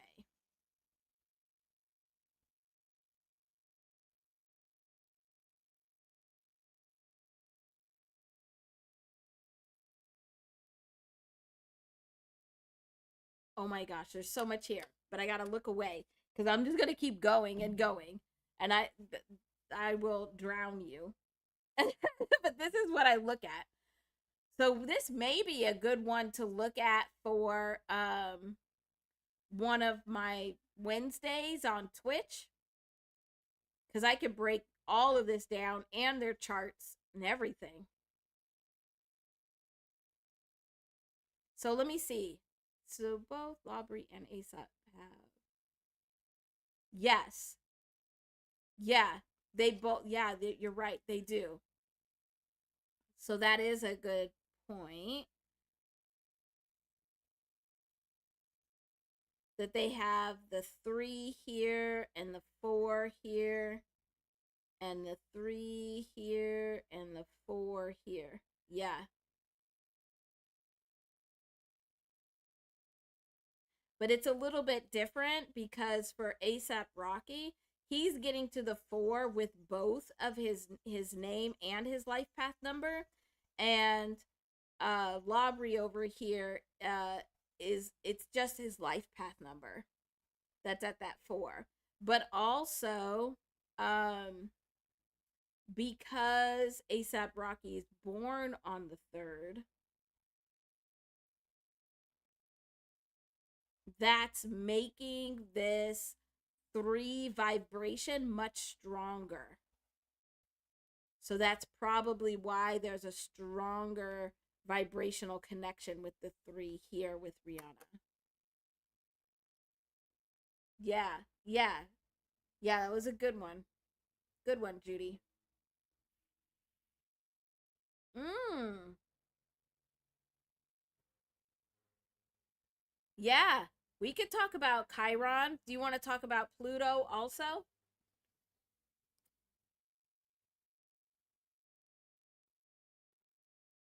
Yes, Josh and I had a conversation about this beforehand, and yeah, there's a lot. Ooh, there's so much to this vibrational story. It's so interesting.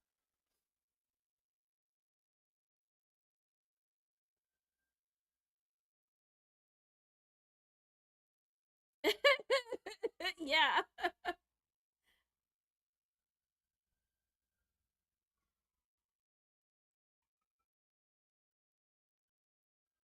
Yeah, we could talk. I'll talk really quick about what happens when you look at Chiron and also when you look at Pluto because I think those are important. So yeah, we can include that. That's no problem. The one thing though I want to just point out before we move from this massive mathematical art piece is that together, so when we look at Rihanna and ASAP Rocky's life path numbers and what they're doing together, so together their goal is to build a place of comfort. So they're working together to be able to build a place of comfort. But when it was Rihanna with Drake, their first step was trying to feel comfortable.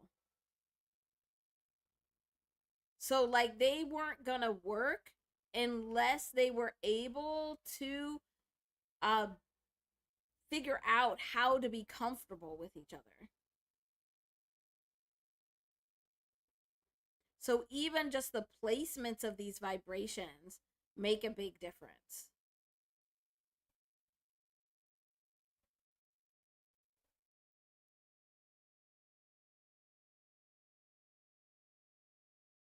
And so many eights. Okay, I'm for real gonna look away now. I'm for real gonna look away. I'm gonna get us a nice clean page and we're gonna talk about Pluto and Chiron.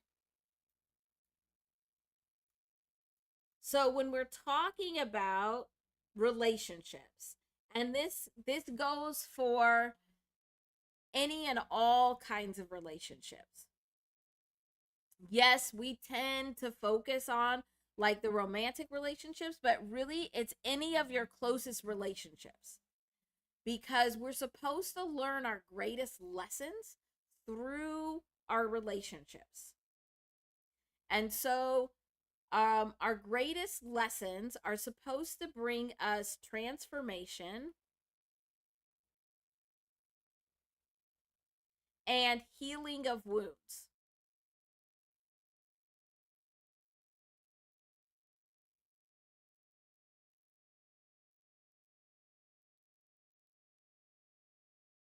So,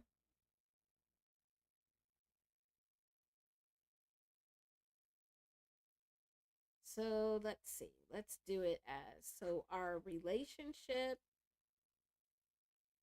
lessons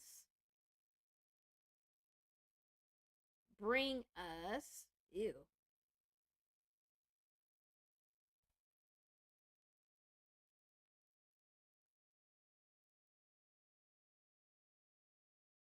So our relationship lessons bring us transformation and the healing of wounds. Transformation in your chart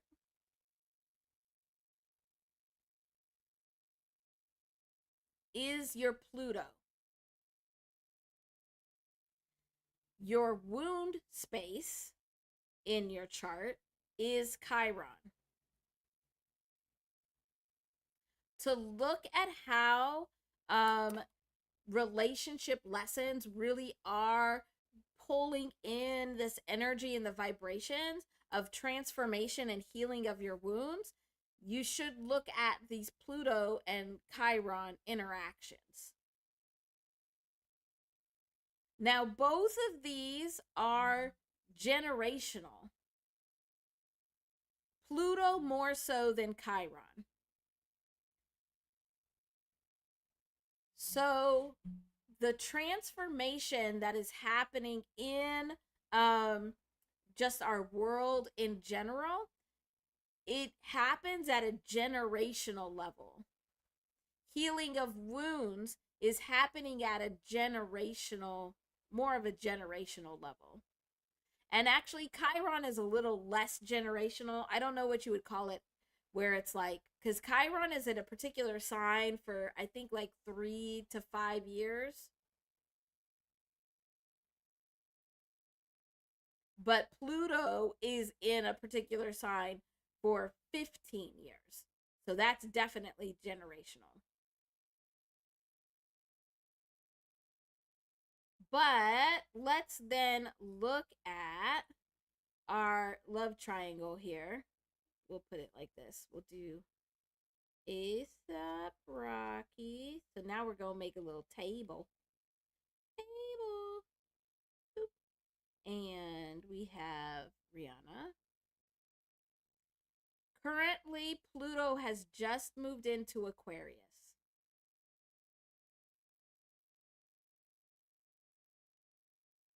Get Riri in here. And then we don't have to use his name over here this time. Because we're using the astrological chart. So for Pluto, when we look at Pluto as a generational planet, all three of them have Pluto in Scorpio. They're all part of this same generation. And I think many of you in here are also part of this generation. This would be like the millennials. The millennial generation, most of the millennials have their Pluto in Scorpio, which means they are meant to bring a transformation. So Scorpio Pluto is a transformation in passion.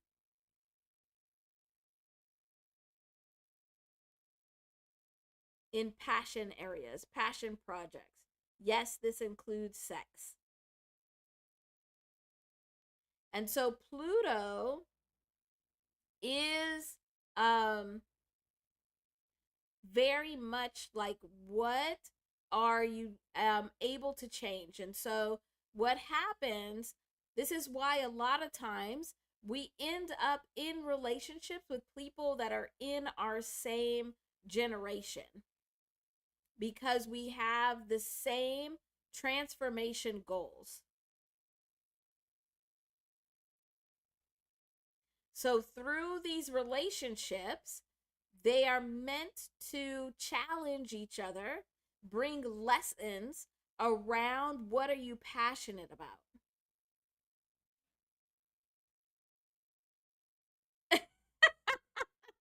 Rumple. I wasn't going to say it.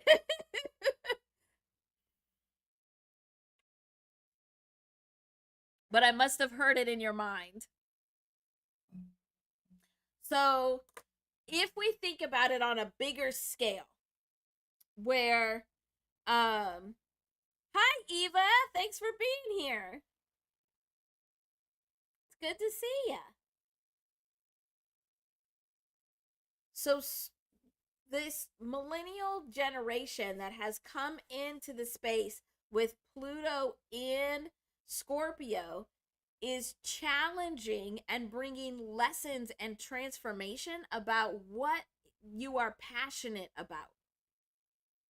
So the generation before millennials, so those Gen Xers, have Pluto in Libra. And so it was a lot about transformation of what is fair and what is just. And so then millennials now are coming in with the Pluto in Scorpio and bringing all these lessons about what are you passionate about. I think this is also goes back to some of these discussions what we've had about, like, what do you stand for?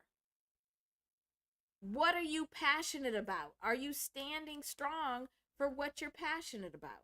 And that matters. You can see this in a lot of different areas. So not just hip hop.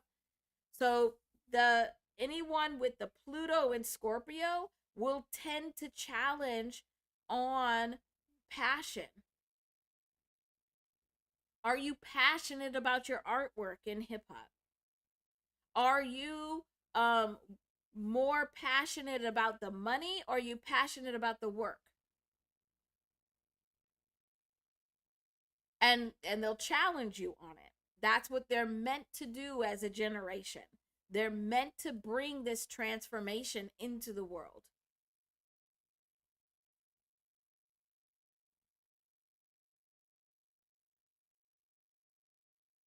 So that's what we see here.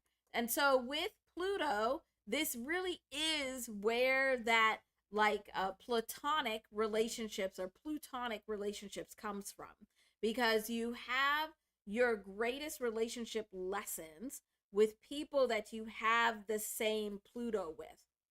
And so this is again why you tend to be in relationship and have your deepest relationships, your relationships that teach you the biggest lessons, with people that have the same Pluto. So all of them have the same Pluto.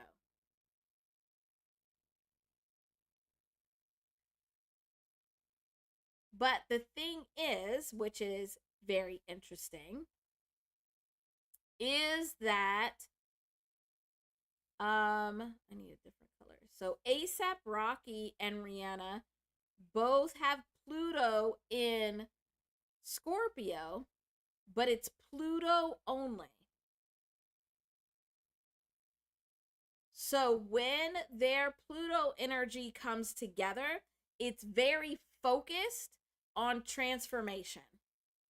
Like, it is meant for transformation.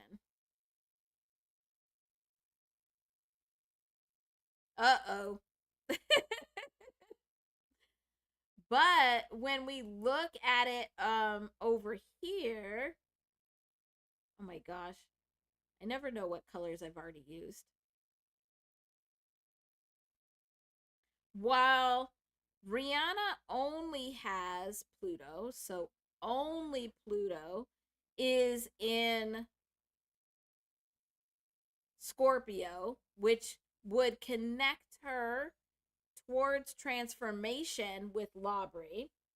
Labri actually has, oh my gosh, I have to look at the list because it's a lot. Pluto,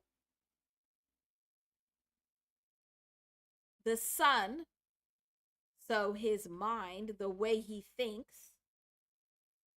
Venus, his ideal feminine energy is Venus. Oh my gosh. No, this is like a long old list for him. Mercury, which is how he communicates. Oh my gosh. I gotta like move this over. So this is ideal. So this is why it's like, oh yes. He gets very caught up on women because his ideal woman will have Pluto in Scorpio. It's this lot of Scorpio energy here. Then Mercury is the way he communicates. Communicates like a Scorpio. And that's it. But still. So Rihanna's energy of this Pluto in Scorpio is impacting all of these planets. So while she's coming in and is just using the Pluto energy to create transformation, that energy is impacting his mind. He's like obsessing over her being his ideal feminine. And all he can talk about this Mercury is Scorpio. So passion projects and sex. I don't know, like, if that's a really good thing, but like if he was a mature Scorpio, like if you really work with that Scorpio energy, then you can dive into some very deep conversations about things that would be considered mysterious, things that lie deep below the surface. Because that Scorpio energy is also all about what you don't see.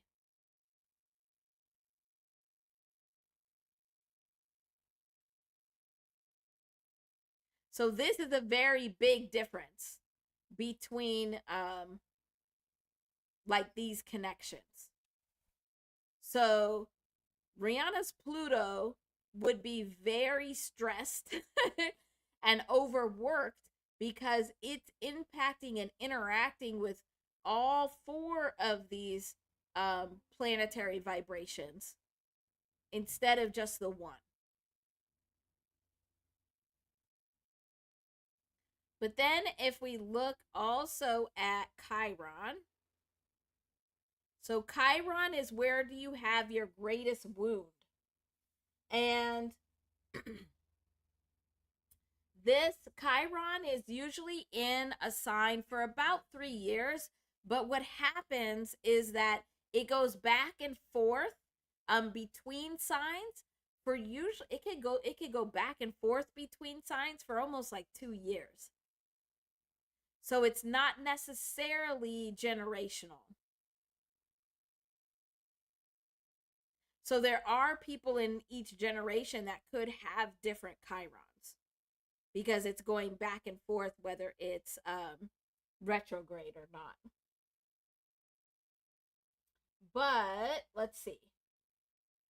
ASAP Rocky has his greatest wound in Cancer, which would be the wound of like nurturing and the mother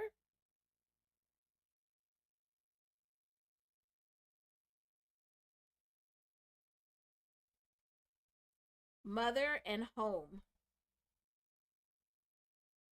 So the wounds that he's needing to work on in this lifetime are around his definitions of home and family, like what's considered nurturing home and family. And for Rihanna, it would have to be like she'd have to understand that that's his wound space. Now, both Rihanna and Labrie have Chiron and Gemini. So while they're all in the same generation and their Plutos are the same, their wounds are different. And so this wound of Gemini is the wound of conversation and connection through communication. And connection, oh my gosh, with communication. I don't even know why I wrote that out. It's not like you could read it. My handwriting's like so doo doo garbage anyway, but whatever. So both of them have this same wound. And then on top of that, Rihanna's already through Pluto interacting with the communication space of Labrie. But then they both have this wound of needing to figure out and heal their communication patterns and how to connect with communication. And it's interesting that they're both these artists that use their words as their art form. Because they're supposed to be learning through their communication, through their conversations, to heal this wound. But because they both have the same wound, and you will see this, if you look in your own relationships also, if you have the same wound, it's one of two things, and it can be a mix of both. But it's usually either you are inflicting that wound on each other. So you're basically making each other's wounds deeper because you're inflicting that wound on each other. Or you're learning how to heal together. But to heal together, you'd have to have the awareness that that is your wound.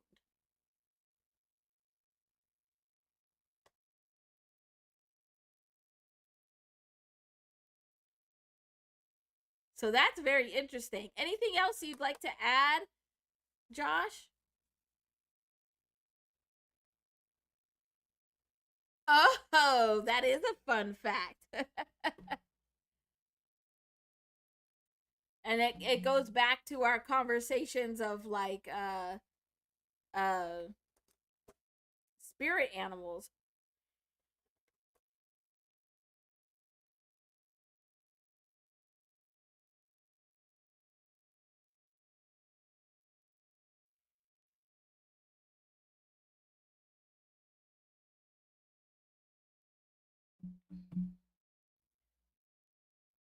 Oh, well, that's interesting. I was just curious to see what the word or the animal name shark is.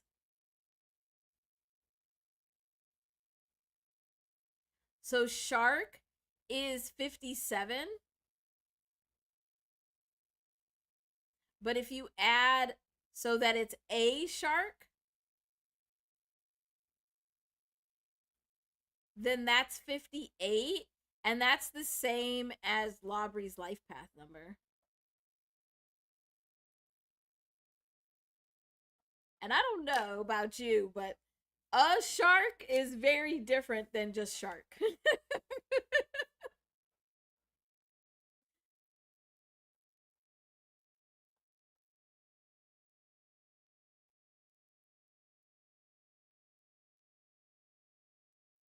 Very interesting.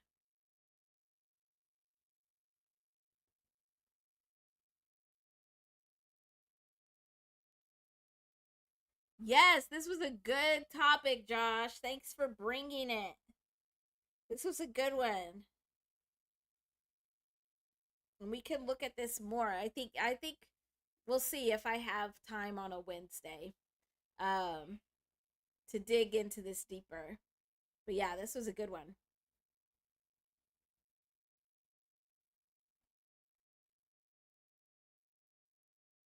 Okay.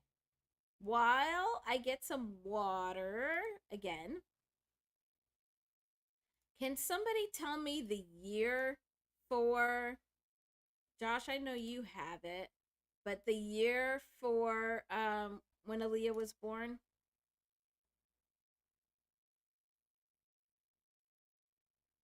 Oh, you're very welcome, Josh. Yeah, no, this was a really good one. Oh my gosh, not this thing again.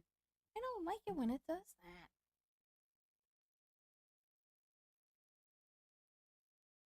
Okay, so we covered Aesop Rocky and Rihanna's love triangle. It is 79? Okay. I thought so, and I couldn't remember though. Thank you. Thank you, Josh and Tiff Tiff. So, January 16th, 1979. Can you also grab for me her exact death date? Because that's how we can actually look at legacy built in a lifetime. While you do that, I'm going to see if I can find us a clean space. I did it. Oh my gosh. I did it. I found us a clean space and then I forgot what I was writing. Oh my gosh. Let me do this instead. Let me try and grab it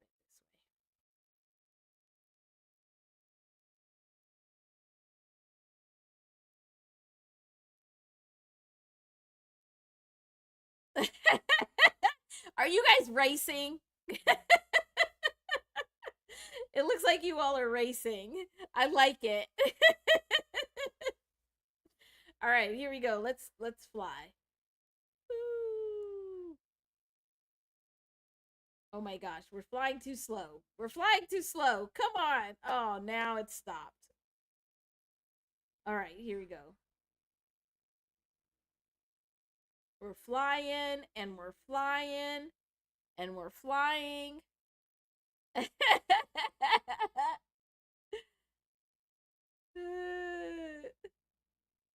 We're flying. Come on, let's go. We're flying. We're flying. I think we're almost there to where there's nothing beneath it. Okay. Ta-da! Great. So we'll look at her name vibration. Ugh. Every time I think of her, it just makes my stomach hurt because, oh, miss her. Miss her artistry. Miss her energy. 16, 1979. And then death date is August 25th, 2001. Ugh, too young. All right. So let's do some calculations here.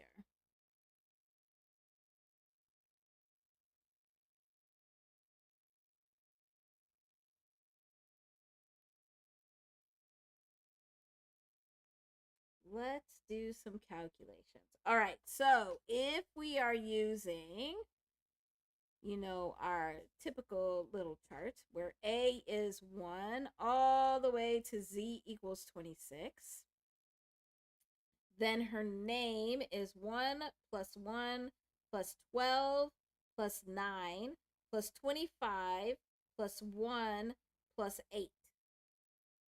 Oh my goodness. What in the world? This always happens, but It never ceases to surprise me. 57, which we just saw, because this was also the vibration of the word or the spirit animal shark. So crazy. And then this is a 12 and a 3. So there we have that 3's coming up again. And then let's look at her birthday. So we look at the year first. So we add up the digits of the year.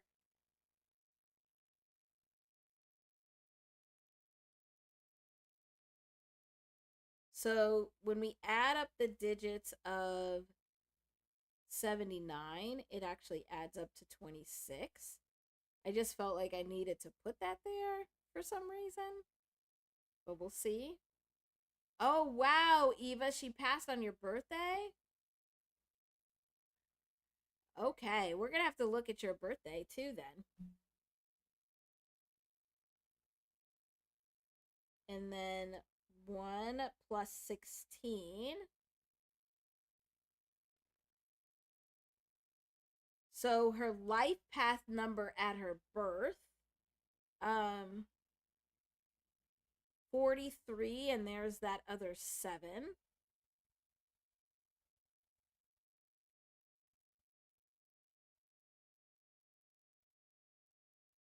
Absolutely. None of it is coincidental. So then let's look at if we do 57, which is her name, and her life path number at birth, then this is 100. Very, very powerful.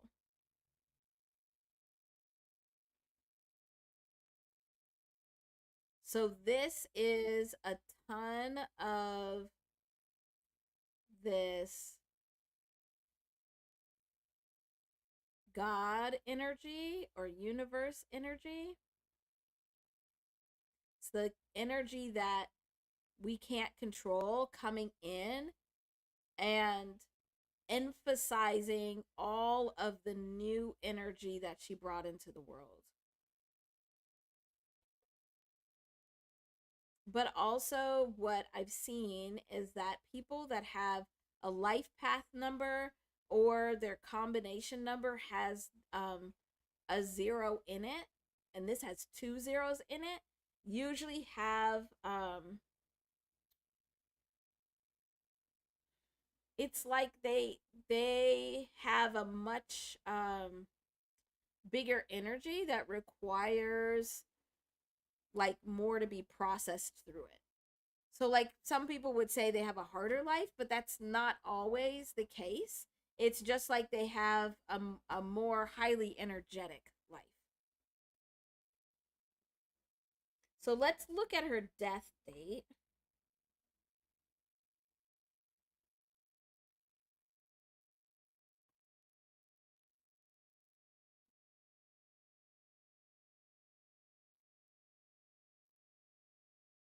And that's 36.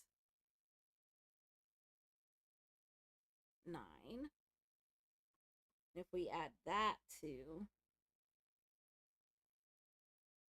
I don't think we need to, but let's go ahead and just do it here.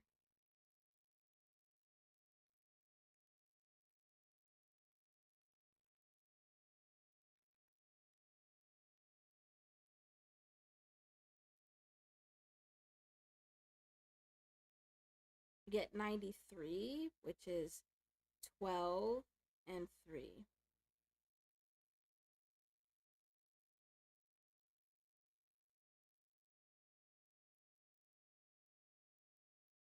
I'm going to do a little chart again, because that'll help us see these vibrations. So,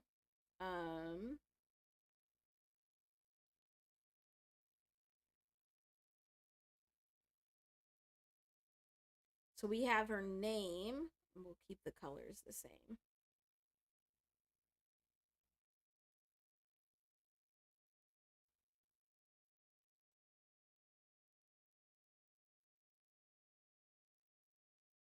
And then we have her birth.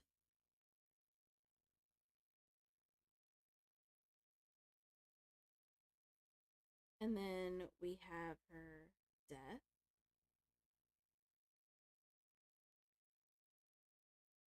And so what's in between here? This is what we would consider the vibrations that make up her vibrational or this life's legacy. When we think about like how somebody's legacy lives on, it's things that they did in their life, it's who they were in their life in this moment that people remember and that make up the legacy of who they are and what gets passed on. So for her stage name, so for Aaliyah, we're just thinking about this as her artist name. She was meant to come into the world and bring actions in vibrational flow. When those actions were taken, so like when she was taking her steps as an artist, when it happened in vibrational flow, that's where you get like a comes out of nowhere and blows up really quickly, or very much changes how things are done. And that's exactly what she was meant to do, is she was meant to bring a change just through her name, but not just any kind of change, but a full change in perspective. We'll keep it all down here.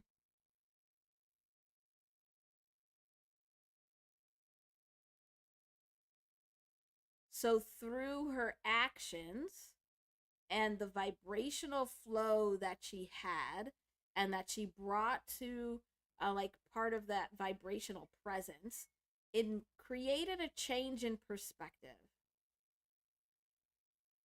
It helped people to see things differently, which is a 3. And then you look and at her on her in her life path number, her first step was to bring that growth. So just by honoring her name, honoring the vibration of her name, and using it to build a life legacy, she was also taking this step to bring growth or to grow herself and the people around her. But not just grow, but it also was meant to bring these lessons that would help people grow into a stronger foundation of things.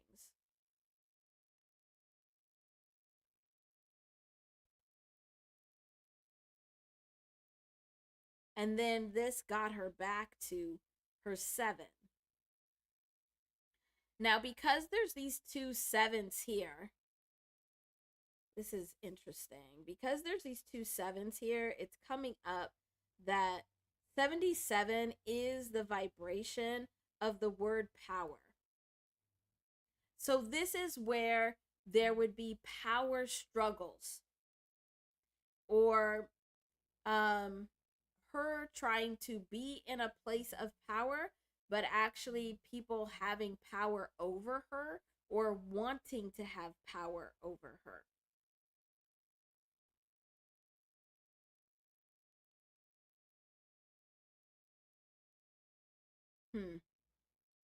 And then because these two come together to make that 100, this is what I'm talking about when I say like people that have that 0 in there. It's like your first step of doing things is recognizing that there's a lot of things out of your control, which is a very hard lesson to start with. So she had lots of lessons that were out of her control, meaning that a lot of the things that were happening to her, both positive and negative, were outside of her control.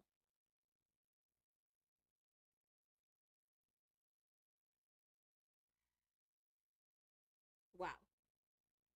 And were around these power structures, like these yeah, these like abuse of power. It, man, like even beyond what we know, like tapping into her life legacy vibration, even beyond what we know, there was a ton of like power dynamics.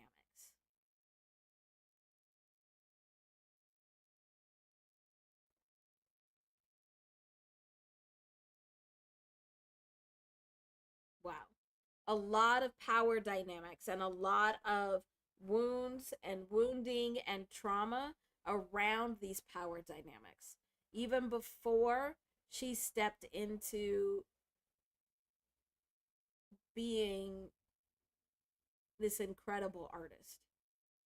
Because she had that zero energy, it's almost like she was destined to walk into a space and have it light up, because that's a lot of God, universe energy to be carrying around.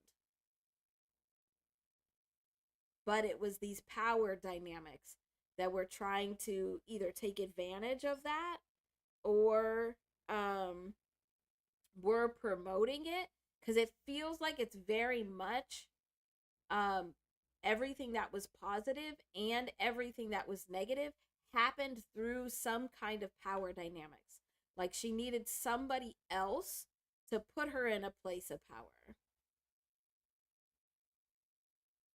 or to see her or honor her. But at the same time, they were able to have power over her. Ooh wee. Okay. I don't want to look at that anymore. Cause that's heavy stuff. That, wow. My goodness. Yeah, it's about to bring me to tears because it's like super heavy.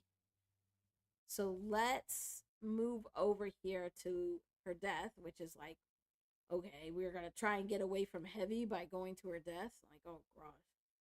But this is now at her time of death, is on this day. This means that her death um challenged people's comfort.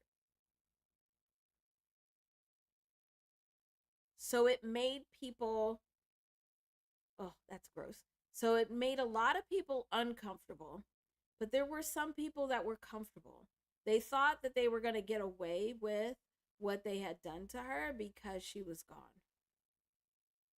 That's so gross.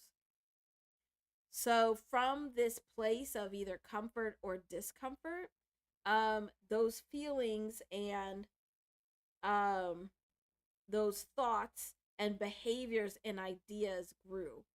So people that did bad things to her, evil, evil things to her, and were comfortable thinking that because she was gone, they were going to get away with it, their bad behaviors grew.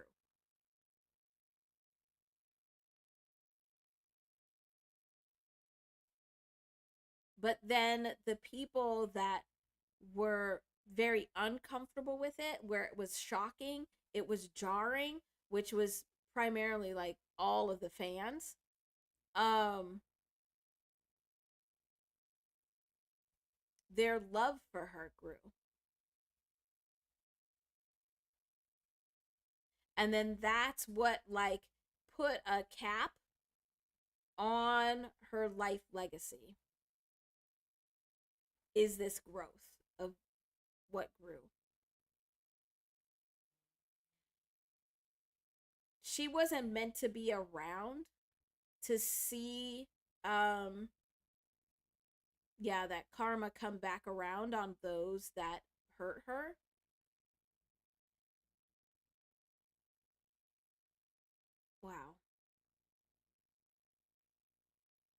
Oh my gosh, that's so heavy.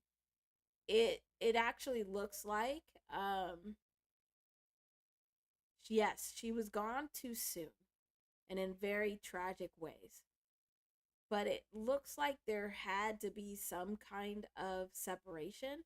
I don't necessarily know that it had to be death, but there had to be some kind of very strong separation from those that were um, using their power over her in a negative way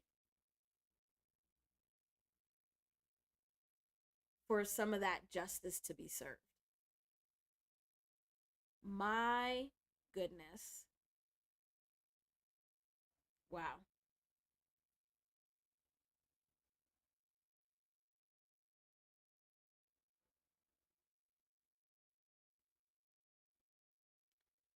But lastly, what we'll look at is if we look at all of these vibrations together, these vibrations together are what encompass the vibrations that have been left here, along with like her astrology and her music and all of those other vibrational things. But this is the personal vibration that is left here as a life legacy. And this is 136, which is a 10 and a 1.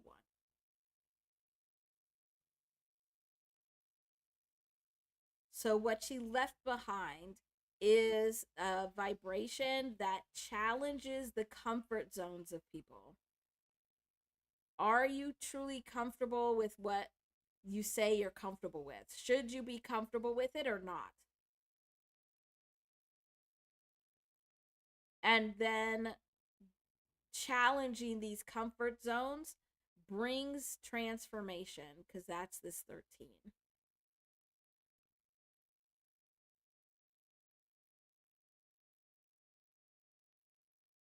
And with the challenging of comfort zones and bringing forth transformation, it allows for that God energy that she carried within her to come in and enhance the new energy, to bring something new.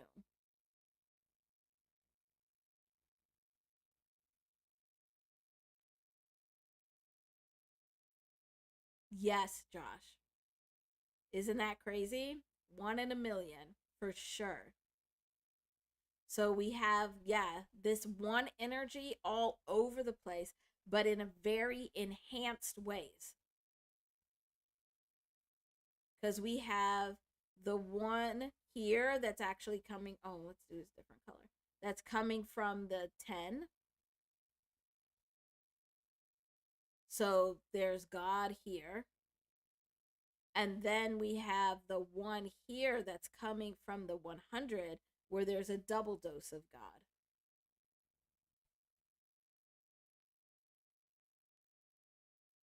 So your love is one in a million is on a whole nother level. My goodness. Okay. Anybody have questions or anything else you'd like me to look at?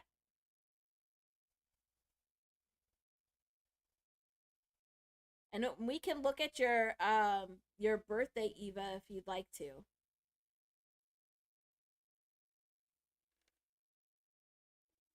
So what we've seen this kind of breakdown before.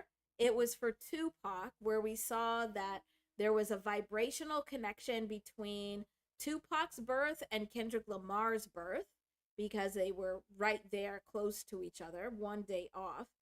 But then with Tupac's death and Cardi B, or Cardi B, Playboy Cardi, because Playboy Cardi was born on the day that Tupac died. And so then those two artists, Kendrick Lamar and Playboy Cardi, are together. When they come together, they're carrying the life legacy vibration of Tupac. So that's where we've seen this kind of breakdown before. Okay. Yeah. Let's look at your life path number. and then we'll spin our wheel.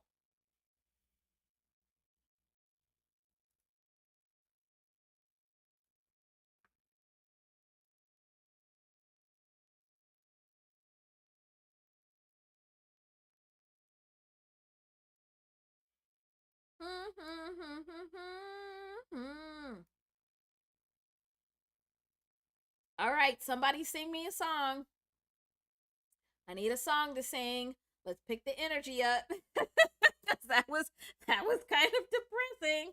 Very interesting and amazing and powerful, but still depressing.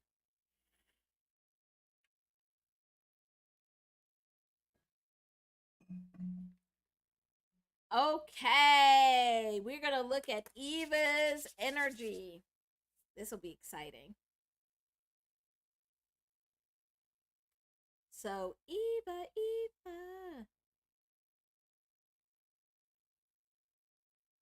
So, August 25th, 1971. So when we look at your birthday, this is your life path number. And I'll just say it again. Typically, like if you were to go right now and look up your life path number, they'll just give you a single digit number. But that single digit number really only tells you like what is your vibrational contribution to the world in this lifetime. And people use it kind of the same way as they use like a horoscope, where they try and tell you about thanks, Judy. That'll do it. That gets me every time. That twerking gorilla. Oh my gosh, that's hilarious. Okay. So, your life path number, if it's a single digit, it just tells you like where you're trying to go. So if we think about like the life path, if we think about it as a path, that single digit is just getting you to the very end of that path. Of like once you take your life steps, then this is what you have to contribute to the world. But the way that we do our life path number calculations here, it's to get us a 2-digit path. So it gives you more of the steps that you need to take in order to get to the end of the path. Oh, and I remembered what I was saying. So a lot of times people use that single life path number the same way that they would use like a horoscope or a zodiac sign, where your zodiac sign in your horoscope is only your sun sign. It's only a single vibration, which is not going to completely describe who you actually are and how you're interacting energetically and vibrationally in the world. So the more of these vibrations you can have and understand about yourself, the better it's going to be for you. So your name and your life path number are two of your major vibrations that you use to interact with the world around you. So it's what vibrations are you putting out into the world, and how are those vibrations pulling back information for you or other energy and vibrations for you. So when we're calculating the life path number, we always want to get a 2-digit number for the year, or 1 or 2-digit number for the year first. I always forget that we actually have people that are like adults that their year is a single digit. So we first add up the digits of the year. And so this gives us 18. Look at, there's another 8. And then we add your month, which is an 8 again. And then we add your day. So let's get the handy dandy calculator. And we're going to do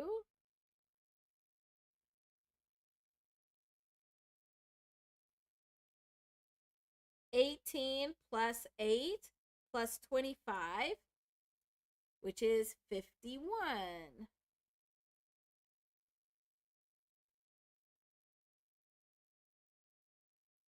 So your life path number is 51.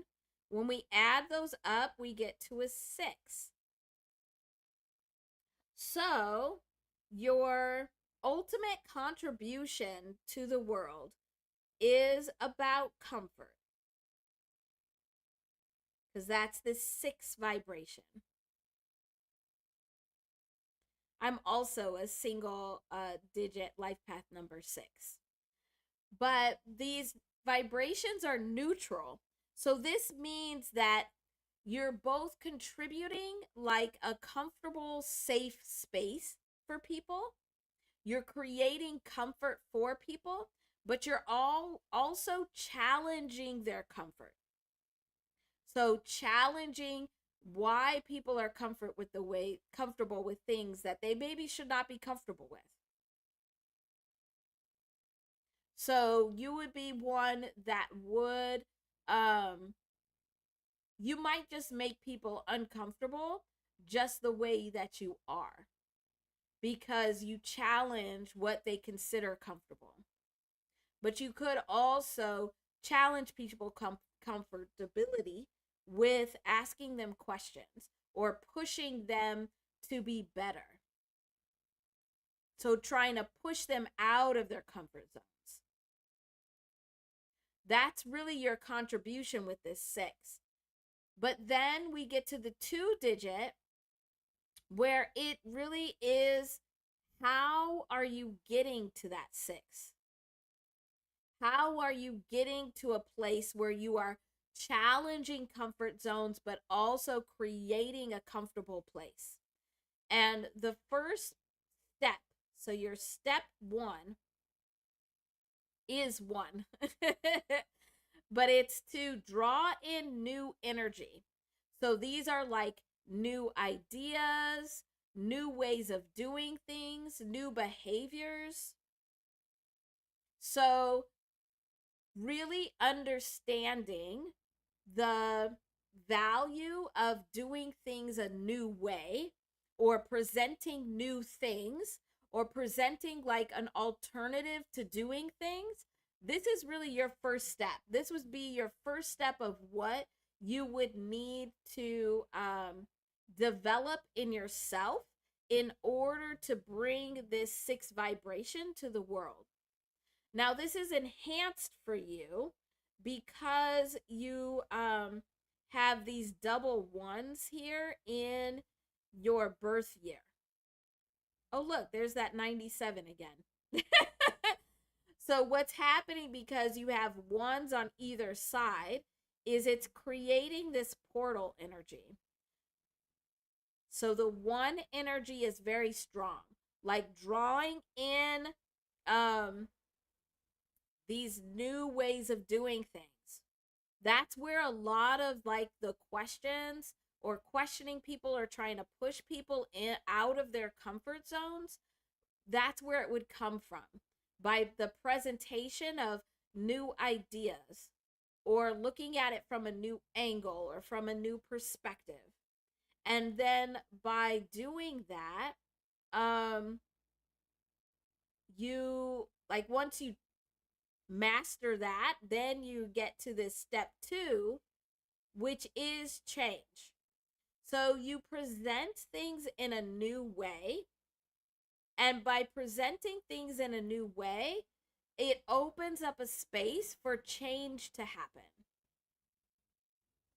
And we all have to first master our life path number within ourselves.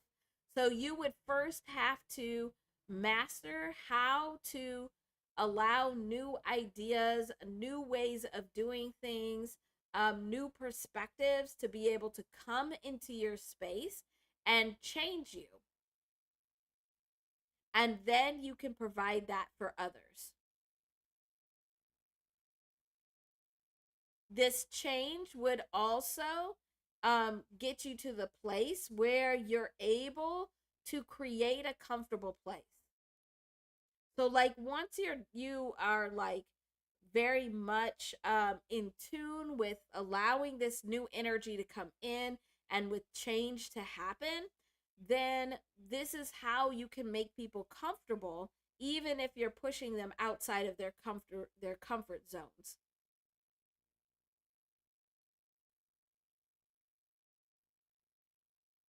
Oh, good. I'm glad this makes so much sense. Do you have any questions? Anything I can add for you?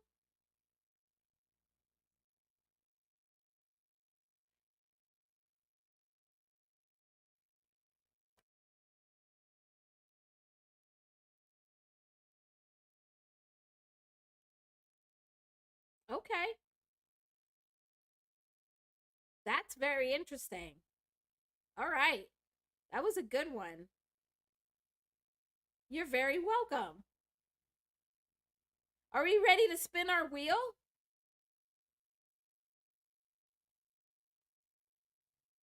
Thank you for letting us look at your vibrations, Eva.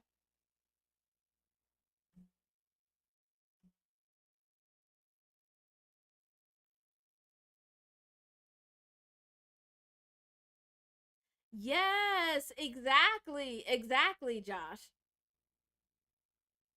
All right, let's spin our wheel. So we spin our wheel every week to be able to get some vibrations for the week to be able to pay attention to help draw us back to awareness of the vibrations and energy that are around us and how we are impacting those vibrations and energy, but also how they're impacting us. So it's just part of our learning. Let me go find our wheel. Aha, I found it. Okay, here we go. We're going to spin our wheel.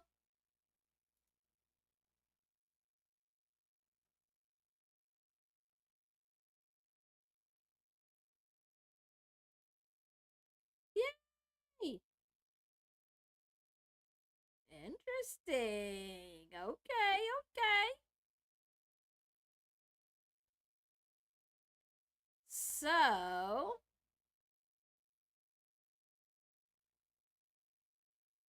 my gosh, where am I? So, 225 is our vibrations that we are looking out for and paying attention to this week. This does take us to a 9. You could, so you want to look because this could come in as a time. It could come in just as this 225. So we want to keep an eye out for it in both ways. But we also want to just look for these individual numbers. So 5 is very much about change. But this would be a change that is creating a momentum of ending division. So, what are the changes that happen this week that help to end division and bring us to new foundational places? Because we also have 9 of endings. So, what comes to an ending or completion?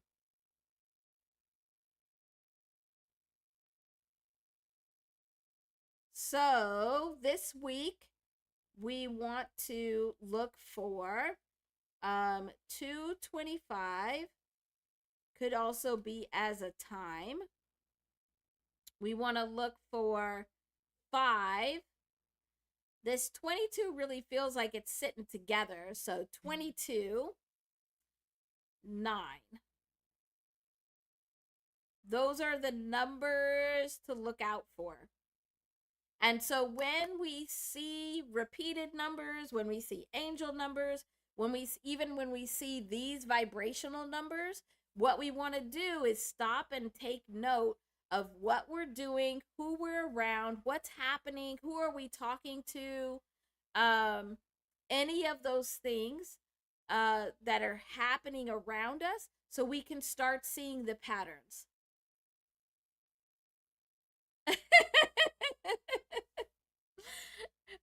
Sounds like a good plan, Josh.